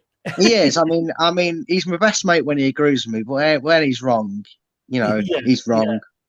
Which is for you, Brad, most of the time, isn't it? But yeah. Right. Let's have a look right here. So we'll get you to give your marks, and then obviously we'll compare that with what Jordan says. Stanley, let's start with, obviously we're going to start with him. And let me just do that. See, if I do that, you can see the score, can't you? Danny Ward. Very well. very well, very good performance. Made a vital save from Perisic's free kick early on in the game. Commanded his box well throughout. Had a very sturdy defensive performance in front of him, so ultimately didn't really have a lot to do, especially in that second half. In fact, the only thing I think he had to do was ask for the ball boy to chuck him the ball back from Rosed when Kane kicked it in there. So on that basis, yeah, he had that scary moment with Castagna, but I'm not holding him too much time. I'm going to give him a 7. I'm going to give him a 7. Okay. I mean, I have to say, and I'm just going to decide to this, when in that second half, I actually never felt threatened by Spurs. No, and that was shocking. It was really, a good shock thing, but you almost expected to have a wave of Spurs throwing out the kitchen sink and everything else at us, and Leicester controlled it. I mean, I don't know if we had a couple of these games last season, but hearing it took Harry Kane 90 minutes to have a shot in anger reminded me of games where we've said, well, it took us 90 minutes to have a shot ourselves. And that was my favourite little whinge, isn't it? Premier League team, and we had like one shot or something, Yeah, and the fact that we did that to Spurs pretty much since we scored, let alone for the second 45, was something to behold, and it was very nice to be on the right end of that one instead of moaning about it. Indeed. Danny Ward. Told you he's gone 7.5. We don't have halves. It's going to be 7 or 8. We don't do the halves. Steve is in. Good evening, good morning, good afternoon, good day. Defo a 7, done what he had to. He did indeed. He got a 6 from Jordan, as we've always said. 6, oh, 7. Jordan, for God's sake. Come on, man, we're 1-4-1, be positive. Give him a 7. No, I mean, we say, don't we, 6 or 7, 7 or 8. It's all, pretty much there or thereabouts. He got a right muddle with Castagna that nearly led to a slapstick own goal. And while it's not clear whose fault it was, you seem to know whose fault it was, so what Jordan's doing. These mix-ups do happen quite frequently with Ward. Having not come to claim the corner that led to Bentancur's goal, the catch from one in the second half brought big cheers. He didn't really have many saves to make, so 6 points there. Right, let's move on to the defence. Mr. Castagna. Better performance than what he put against Villa. Yeah. I think I think probably his best performance since the World Cup. Probably, but that's not much to go on, unfortunately, if you look at our results before these recent games. He didn't have a mistake in him today. I think I've looked at some of the goals in previous games and gone, Castagna didn't go for that. Because where was Castagna? No, and I didn't say that today. He did get outnumbered a few times on that side of the field, but credit to the rest of his teammates, it was probably only when Leicester maybe misplaced a pass and gave Spurs a sniff to get forward, because Tete, amongst with other midfielders and defenders, helped him out a lot better today as well, which I think you have to say, well, he's missed the support that he usually gets there, and today he had that, and today was a lot more, again, minus that little muddle up with Ward, he was fairly calm and consistent, so I'm going to give him a 7. You are going to give him a 7. Let me get onto that screen, and I will take him up to a 7. 7. I always forget that. Oh, damn. And guess what? So did Jordan. By the moment of miscommunication with Ward, he was good again. He had plenty to do with Son and Persic to watch, but it was the quietest match the South Korean has had against City in a long time. He also provided the flicked header that led to Mendy's goal. Yeah, he got him a 7, and I've got to say I probably do agree with that. Mr. Sutar. Well, last week he scored his first Leicester goal. It was in the wrong net. This week, but this week, he also had an impressive performance against Villa despite that. This week he had an impressive performance, and this week he got his first assist for Leicester. That was a great killer pass into space. The ball came to him. he looked up and he went, Ian, that's just in a bit of space there. And he didn't think to go he didn't put his foot on the ball and slow it down like we've become a little bit accustomed to this season. Yeah. Played really well, resolute. Again, he's a lamppost that can actually move, unlike a lamppost that we have on the bench. I'm going to give him an 8. Solid, sturdy, reliable, won his headers. We're clearly a lot better at defending these set pieces a little bit when they're in the air because he just dealt with everything reasonably well and never looked troubled. Yep. No, indeed. Steve has gone again 7-7 for Harry Sutar, as indeed has Mr. Blackwell. So you're... Well, if it had said a 6, then there would have been riots. So have I let me just I don't know what I'm going. So 7 for Mr. Sutar, you said, didn't you? I said 8. I thought he's 7. back, I said 7, maybe, I don't know. He's back to his old self. I mean, after getting those 2 own goals, he did kind of, I think his confidence suffered, which again I guess it would do, but he does seem to be. This was the best game I think he's had for a while. With his confidence. Yeah, and Leicester needed to get through the period and turn the corner like they look to have especially over these last. I say 2.5 games because the performance was still a little bit airy against Brighton, but the result-wise, the last 3 results have done well. And again, we talked about whose fault was it for them own goals against Liverpool. This was probably, again, the first time in a while, well, maybe the Villa game as well, but the first time definitely a long time that we've looked at results close by and gone, the defence looked to trust each other and the goalkeeper, and you could see that. There was no, I'm going to boot it out before he has a chance to clatter him, there was none of these nervy mistakes. We're not seeing what we saw at the start of the season, which we went through a stage where we'd see our left back and 2 centre backs all chase someone into a corner and leave someone free in the box. Do you remember them goals we were conceding, Chris? They were horrible. But I'm going to give the same as I normally do with centre back pairings. I would say it was a 7. 7. It was a 7.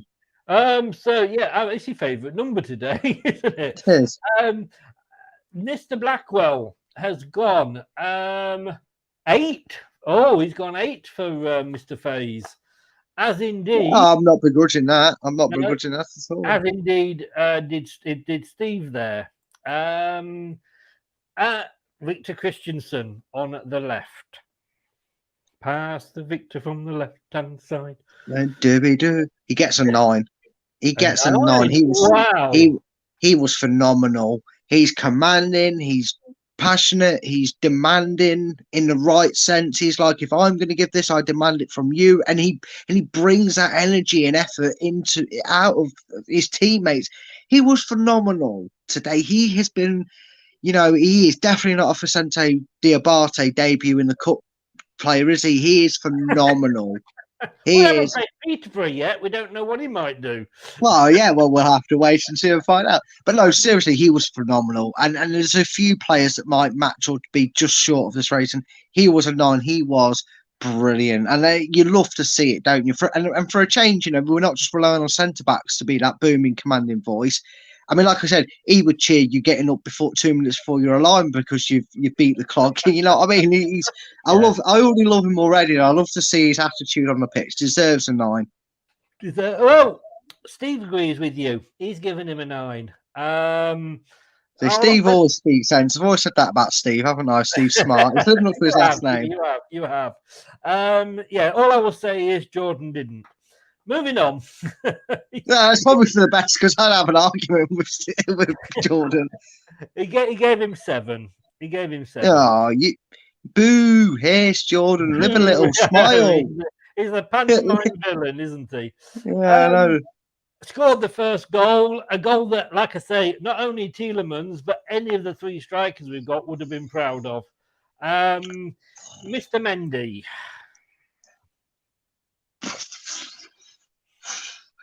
I'm sorry, but if we just re-signed N'Golo Kante, but with more pace and forward thinking, because seriously, right? Some people were It getting was on his back. Kante-esque, wasn't it, today? He drove forward with the ball. He was picking it up in their half. He was picking out the top corner like his name was Yuri Tillemans Mendy. I mean, for the 5 seconds that he was our most expensive player, he's earning that fee a little bit, isn't he? But no, I mean, fans got on his back for the first 20 minutes. I think there was a bit more frustration with the 20 minutes being a bit slow paced. I'm going to give him. I would not. 8 or 9, 8 or 9. I'm torn, but I'm going to give him a 9. I'm going to give him a 9 because I thought he was brilliant. Even in that 20 minutes, I thought he was good. He was reassuring.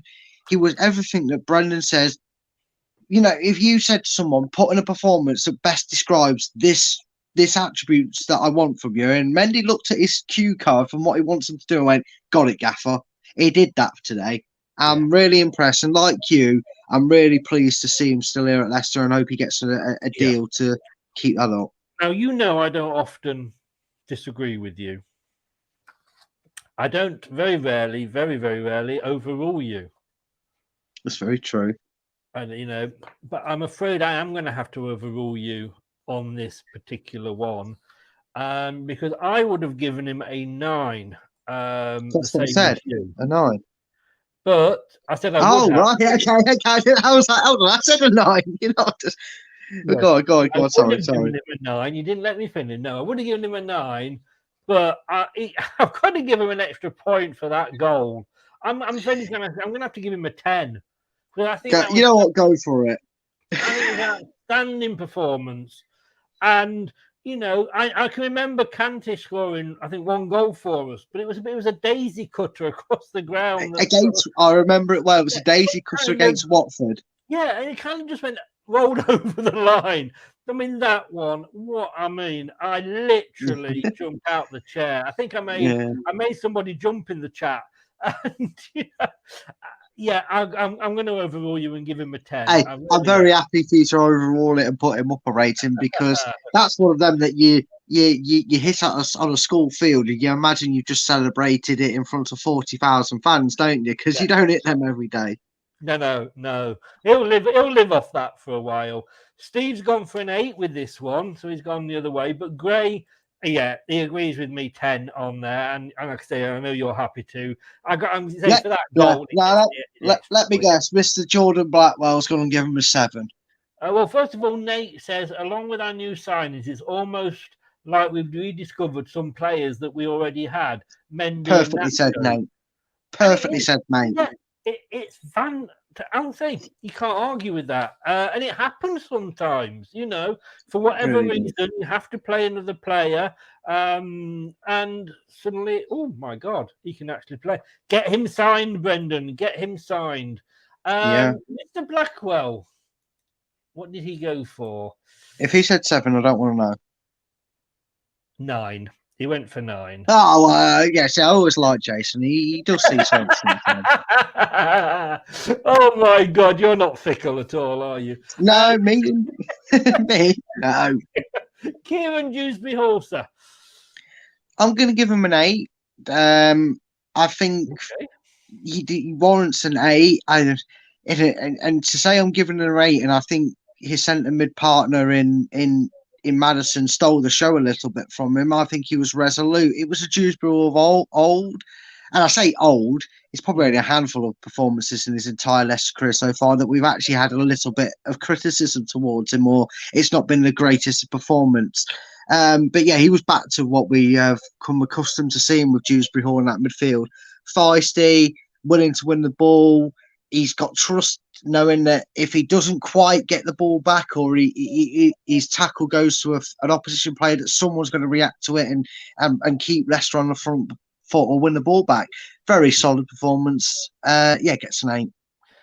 Somebody said it might have been Gray said earlier, and forgive me if it's not Gray and it's somebody else, but that if Tielemans does come back, then it might be for KDH that might be the more obvious replacement rather than Mendy. And that's a fair point, actually. It is, but depending on the way Rodgers has seemingly gone in these last two games, if you judge it off that, it would all depend on if he wants a defensive midfielder in or not. But yeah, I wouldn't be adverse to seeing them swap in and out. Yeah. We've just got that choice now, haven't we? You know. Yeah, luxury of choice.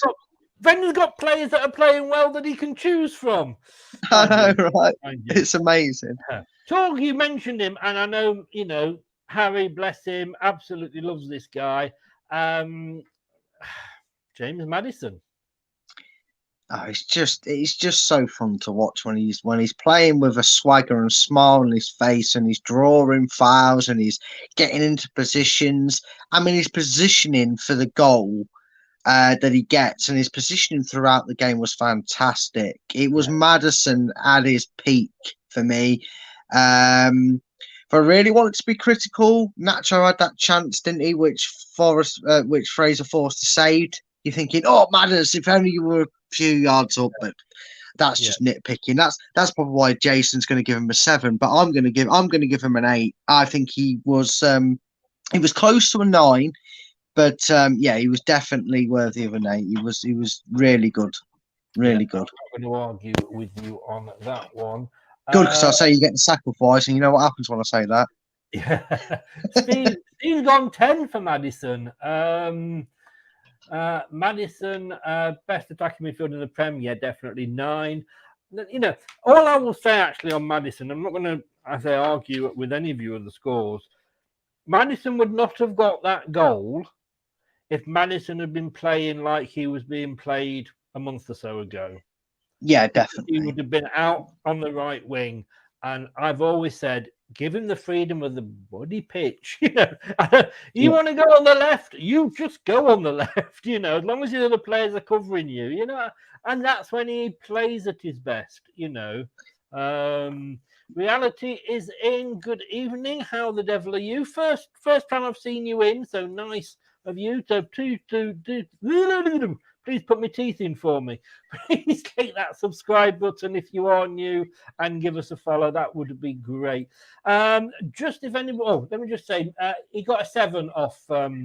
A 7 off Jason on that one.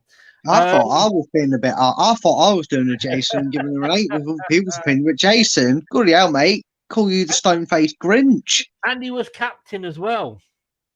Yeah, and he showed that leadership, didn't he? He really did today. Although there was a lot of leaders on that pitch, you felt today, didn't you? Yeah. But I see Maddison he could very easily be the future captain. They're talking about Kieran Dewsbury Hall. I know Brendan said this, but I think between Tielemans and Dewsbury Hall, because Dewsbury Hall's obviously still a bit young, you could easily give Maddison that role. If he signs a new 3-year deal at the end of the season, I'd give it him. Yeah, exactly. But very much like a Beckham-esque type captain, is he led by example? Yes, he really did today. He really did lead by example, and it's just that is one sort of style of player that every team is in need of, and is key to. You have key to what they do. You have the Roy Keane type of captains, but sometimes these days the Beckham type of captains work, and he did a good job as captain. Just want to say before we move on to the next player, I am actually looking for somebody to come and join Leicester Till I Die TV. I'm actually based down on the South Coast. Brad's based up in Manchester. How do we support Leicester? But no, I'm actually looking for somebody that goes to the matches that can do a match day vlog. So from getting up in the morning, having your breakfast, getting excited about the game, the journey there, not join the match because I expect you to watch the match, but maybe at half time, maybe you've scored a goal, the reaction, and then your reaction at the end and the journey back. And then email it off to me so I can put it up on the site. If you are interested at all, at Leicester TID or Leicester, just search Leicester Till I Die on Twitter, give me a message and we will have a chat. So if anybody's interested in that, please contact me. Now, Tete. You know what? Do you remember ages ago when I really bashed Tielemans' rating and people said to him, "Oh, you didn't get to see the job he was doing off screen," and I kind of went, "All right, fair enough. I was harsh on him. Deserved better." Right? I'm going to probably surprise a few people here with my rating, and I'm going to take it into understanding. I'm actually going to give him a 7. I know he didn't really do a lot in the attacking sense today, but his off the ball running and his defensive tracking back and the nuisance he was being to Spurs, his indecision in that middle of the park and at the back line really did play an effect that he didn't really have to do anything in the attacking sense. I know he had a few shots that didn't really accumulate or anything, but I'm giving him a 7 because it's what he did off the ball that impressed me today. You know, you want to see everything that the players got, and what he did against Villa was great. We know he can shoot. We know he's not afraid to take it round the goalkeeper or run at a defender. Yeah, and that's great. But what you need from that player that we've missed, and we didn't even really have it in Mahrez. You know, you talk about the comparison and replace him. We never really got it from Mahrez. Was the effort to track back and cover it, and more times than not, he was helping Castagne make his job easier by getting back. He was running into the middle to drag a Spurs player away so someone could burst through the middle or go down the wing. And I think his effort deserves to not go unnoted, and he gets a 7 from me. He gets a 7. Now, I'm going to say, I'm not going to argue with you on that. He had a quieter game than last week, but like you say, he contributes. I mean, the thing is, he's our first ever Brazilian player. He's not going to come on and score a hat-trick every week. He's not going to come on and you know, put a ball through somebody's leg every week. Yeah, we've got to be careful we don't build him up. He had a very solid game for me. Wasn't his best. Well, his best. He's only played 2 games. Wasn't as good as sort of last week, but he did what was asked of him. You know, and for me, I agree. He deserves a 7. But Steve gave him a 6. Don't think he was in the game that much. No. I mean, like I say, only his second game in the Premier League, only his second game for Leicester. But you know, okay, let's not, you know, he's not Messi or Ronaldo yet. Well, hopefully he's never Ronaldo. But Bronze is in. Bronze, it's been years. It's been I've aged about 10 years since I last saw you. How the devil are you, sir? Sadly, Madders will be sold. 1 year on contract. Can't let him stall like Tielemans and we get nothing. I just hope they don't sell them both in the same window. That's the problem. And he's given Tete 6 again. Aren't you well, Bronze? It has been ages since I've seen you. I don't know. It's like a returning wrestler making a one-off appearance, isn't it? The crowd popped when you popped there when he returned. He was like you'd heard the Rock's theme tune at WrestleMania or something. we got him at the rest home. We've wheeled him out, you know. Chris is in. Chris is back in. Good evening, sir. How are you? How did you get on today? Because we did the predictions at the start of the show. And everybody bar one, only one person went for a Tottenham win. How did that work out, Chris? Oh, he's very happily praising the performance. So credit where it's due. He come on here after saying Spurs are going to win. Fair play. He knows me. He knows me. He's a Carlisle fan, isn't he, Chris? He is. Yeah. I don't know how they got on, but I was just thinking that's who he supports. Arsenal for life. He says, thanks for destroying Spurs. Anytime, mate. Merry Christmas, mate. Yeah. Merry Christmas. Can I just say, just remember that when we come and play you again. Just, you know, take it easy on us. And we did our part of the job. We messed it up a bit against Brentford. Did anybody say 4-1? No, Brad said 4-2. I know. Of course, when I say 4-2, Kane doesn't score his customary goal. No. Jeff said 3-1, so they were the two closest either side. I'm not gonna lie.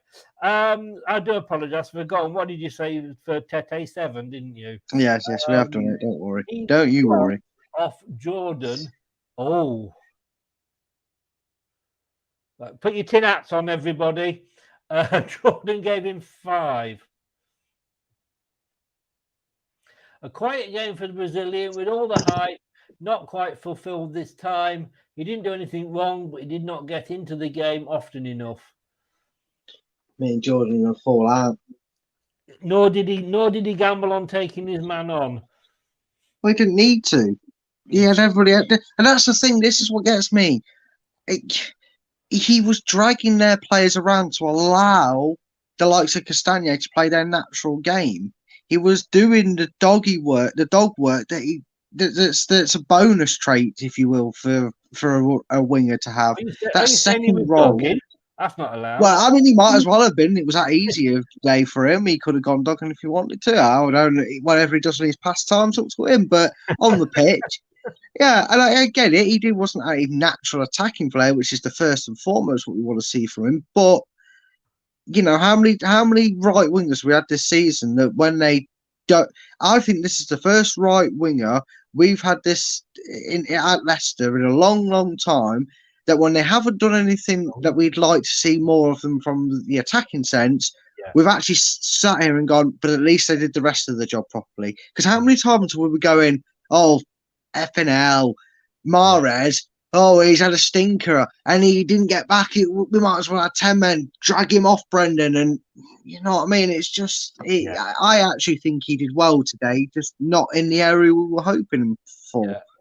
So as he said, what a win and performance. So yeah, it was great, Chris. It was great. Arsenal, you're welcome along. Glad we could do that for you.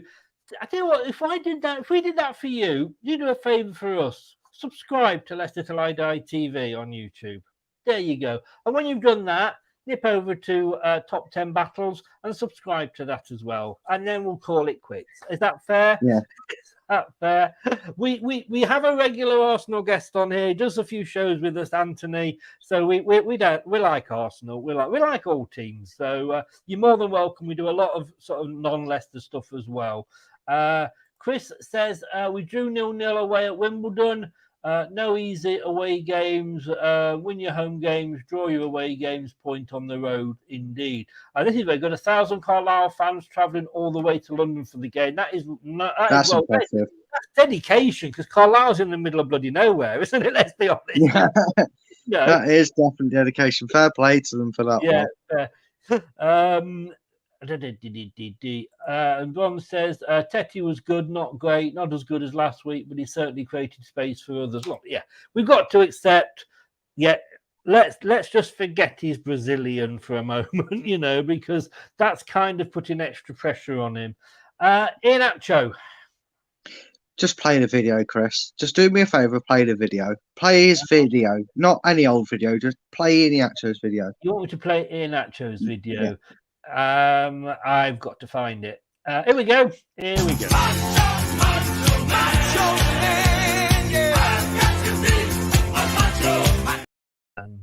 think he deserves another one. Macho man.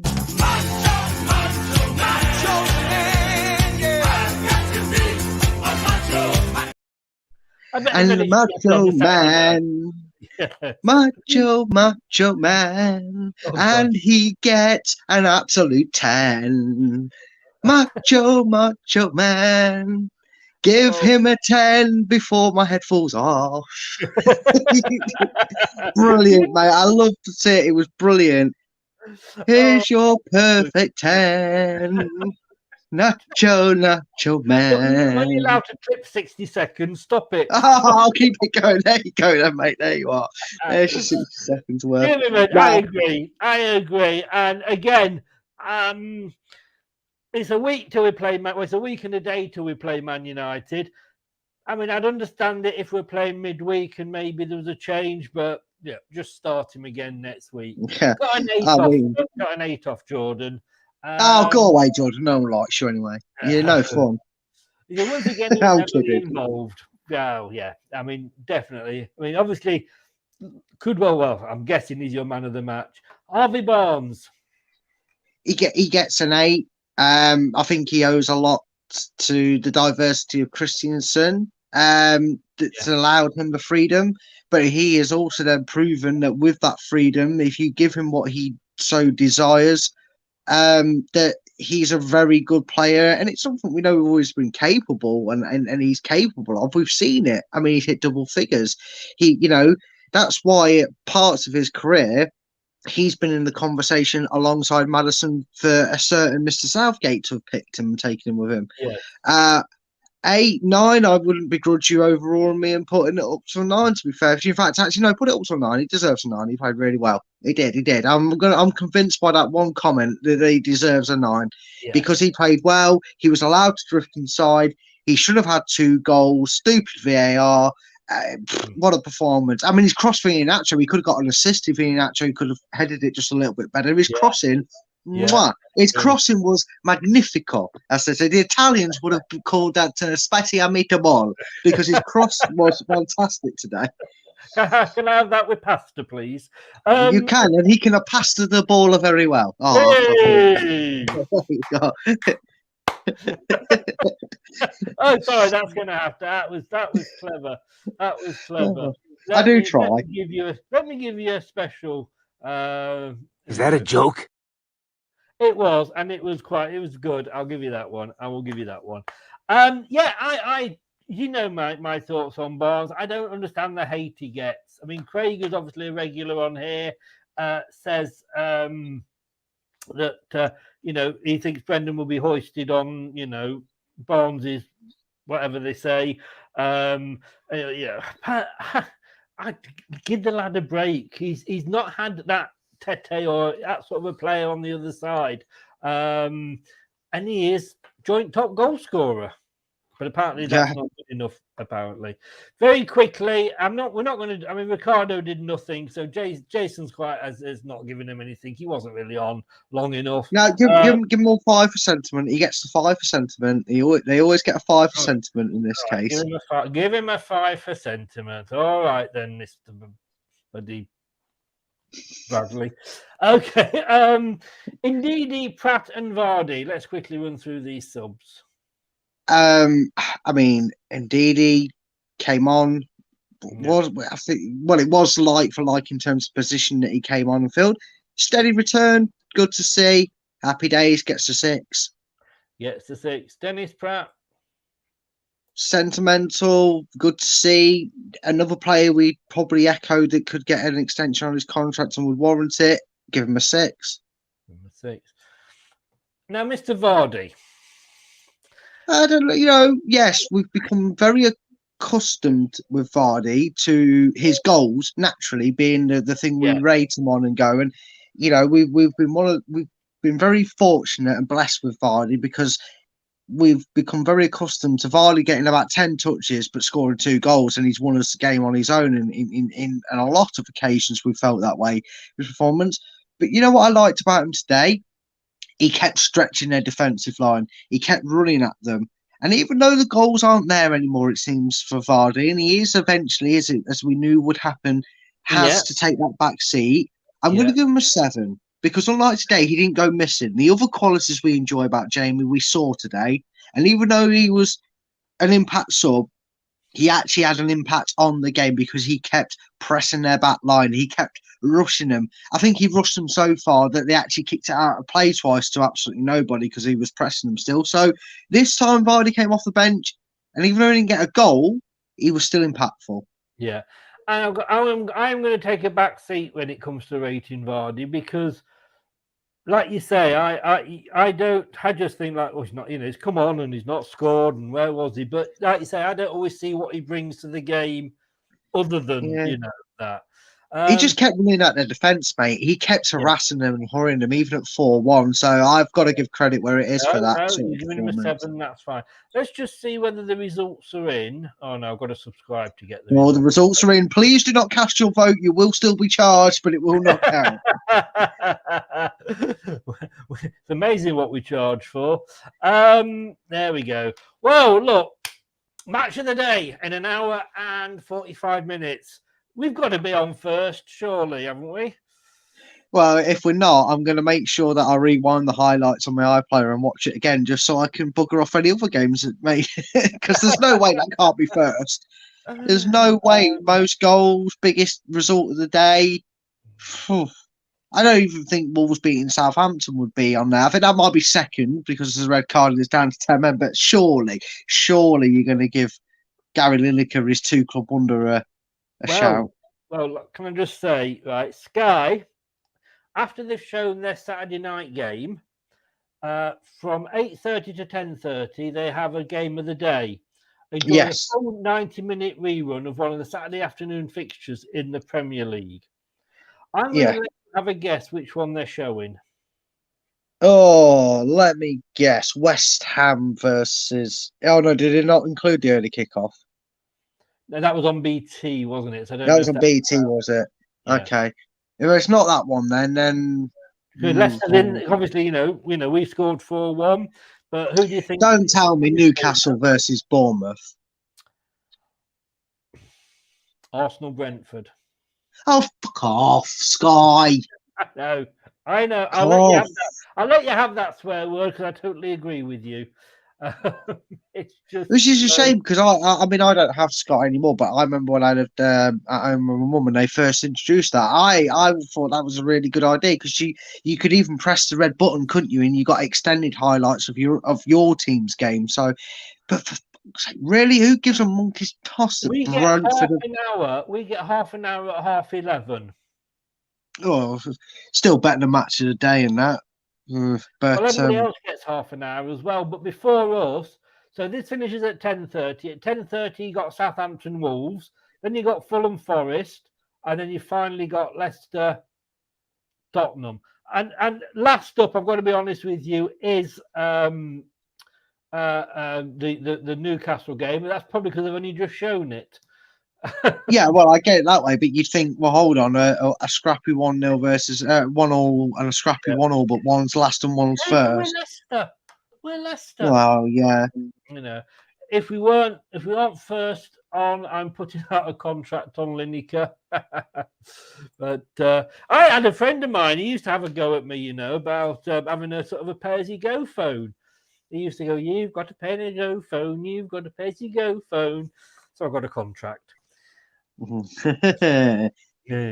dear. Brad, thank you so much, sir, for joining us. If you are free next Thursday, we've got Rich coming on from Rich Sports because we're playing Manchester United. I have got no Craig for a couple of weeks, so if you're not free, I understand. But 9 o'clock Thursday, if you are free, yeah, as long as you can forgo me probably joining you dead on 9 o'clock, because obviously my show is on 7:30 to 8:30, but I will be free for 9 o'clock to join you both on that one. Looking forward to that one, mate. Well, yeah, because I'll be stuck. Well, I'll be doing half an hour's worth of stats from 8:30 anyway. So just come on sort of as soon as you're free. Yeah, you know, send me the link, mate, and as soon as I can get rid. I mean, as soon as me and Anthony have finished the shows. God, you got Anthony on. You'll be going on to 11 then. No, because he obviously I have to take him back to his dad's house. Dan, of course you do. Yes, yes. But just tell everybody, and thank you for this. It's been great fun. 2 hours, 12 minutes. Not quite as long as the transfer day special, but it's great when we win, isn't it? Tell everybody where they can find you, Brad. Yeah, or if you can't find me here, which you do most of the time, if you're on Twitter, put at full-time focus, all one word. There's not the hyphen between full and time. Search me full-time focus. You'll follow me on Twitter, and on YouTube, it's exactly what my name says there. That's not an image you want on your screen, is it? But my name there, Top 10 Battles. The link is in the description. Go and show me support there. We do top 10s, 11. We do like combined outfields, and we've got a football quiz running. So yeah, just go and check us out and enjoy it. Check out. It's a great channel. Do support Brad on that, and it's a great concept as well. I'm going to go off, get something to eat, watch Match of the Day, and enjoy myself for one Saturday night, or 2 Saturday nights, in fact. I know, right? We're getting used to this, Chris. It's scary. I know, very, very scary. And I'm feeling confident about next week. I'm not going to lie. I am as well. I don't see why we shouldn't be. I mean, I even said to you, thinking even more ahead, Arsenal at the King Power. I'm fancying myself a bit of that as well at the moment if their form continues. Well, Arsenal and Man United, like Tottenham, none of them are sort of win, are they? The win, draw, win, lose, win. You know, I mean, they're very inconsistent. That's the word. Brad, thank you so much. Have a great weekend, sir. I will do, mate. I'll enjoy it. Monday night, which is now the new time, 9 o'clock Monday is the new time for question time. It is, and the question is, how many times does the ball go in the Tottenham Hotspur net? That'll be the first question. Indeed it will be. Mate, have a great weekend. I'll see you Monday night. Thanks very much. See you then, mate. Cheers for having us as always. See you later, guys. Bye-bye. Thanks to Brad there. Be sure to go and check out his channel. It's a great concept. The answer, by the way, was 4 times. 4 times in the net. Should have been 5. Well, no, it was actually in the net 5 times, but only 4 of them counted. Don't forget, if anybody wants to become the Matchday vlogger for us, just message me on Twitter, Leicester Till I Die TV, and we will have a chat and get something sorted. But I would like to find somebody to do that for me. Let's have a look, because what's coming up? Coming up next on Leicester Till I Die TV.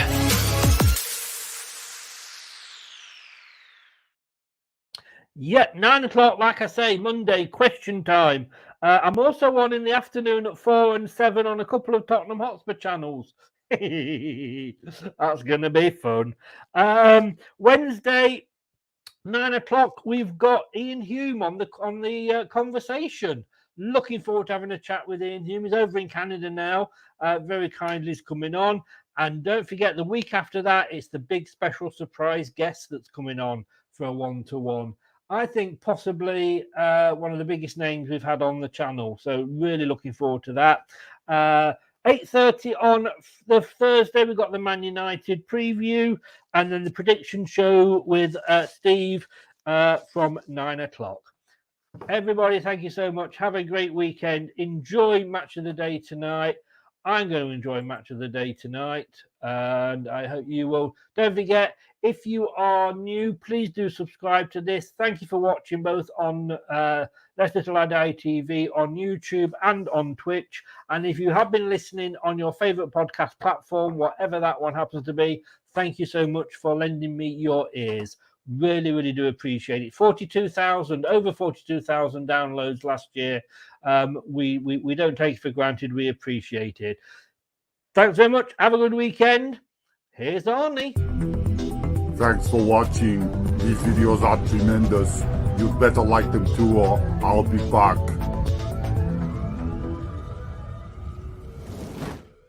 This podcast is proud to be part of the TalkSport Fan Network. TalkSport. Powered by fans. That's all, folks. Thanks for watching Leicester Till I Die. This is Chris saying goodbye and see you next time.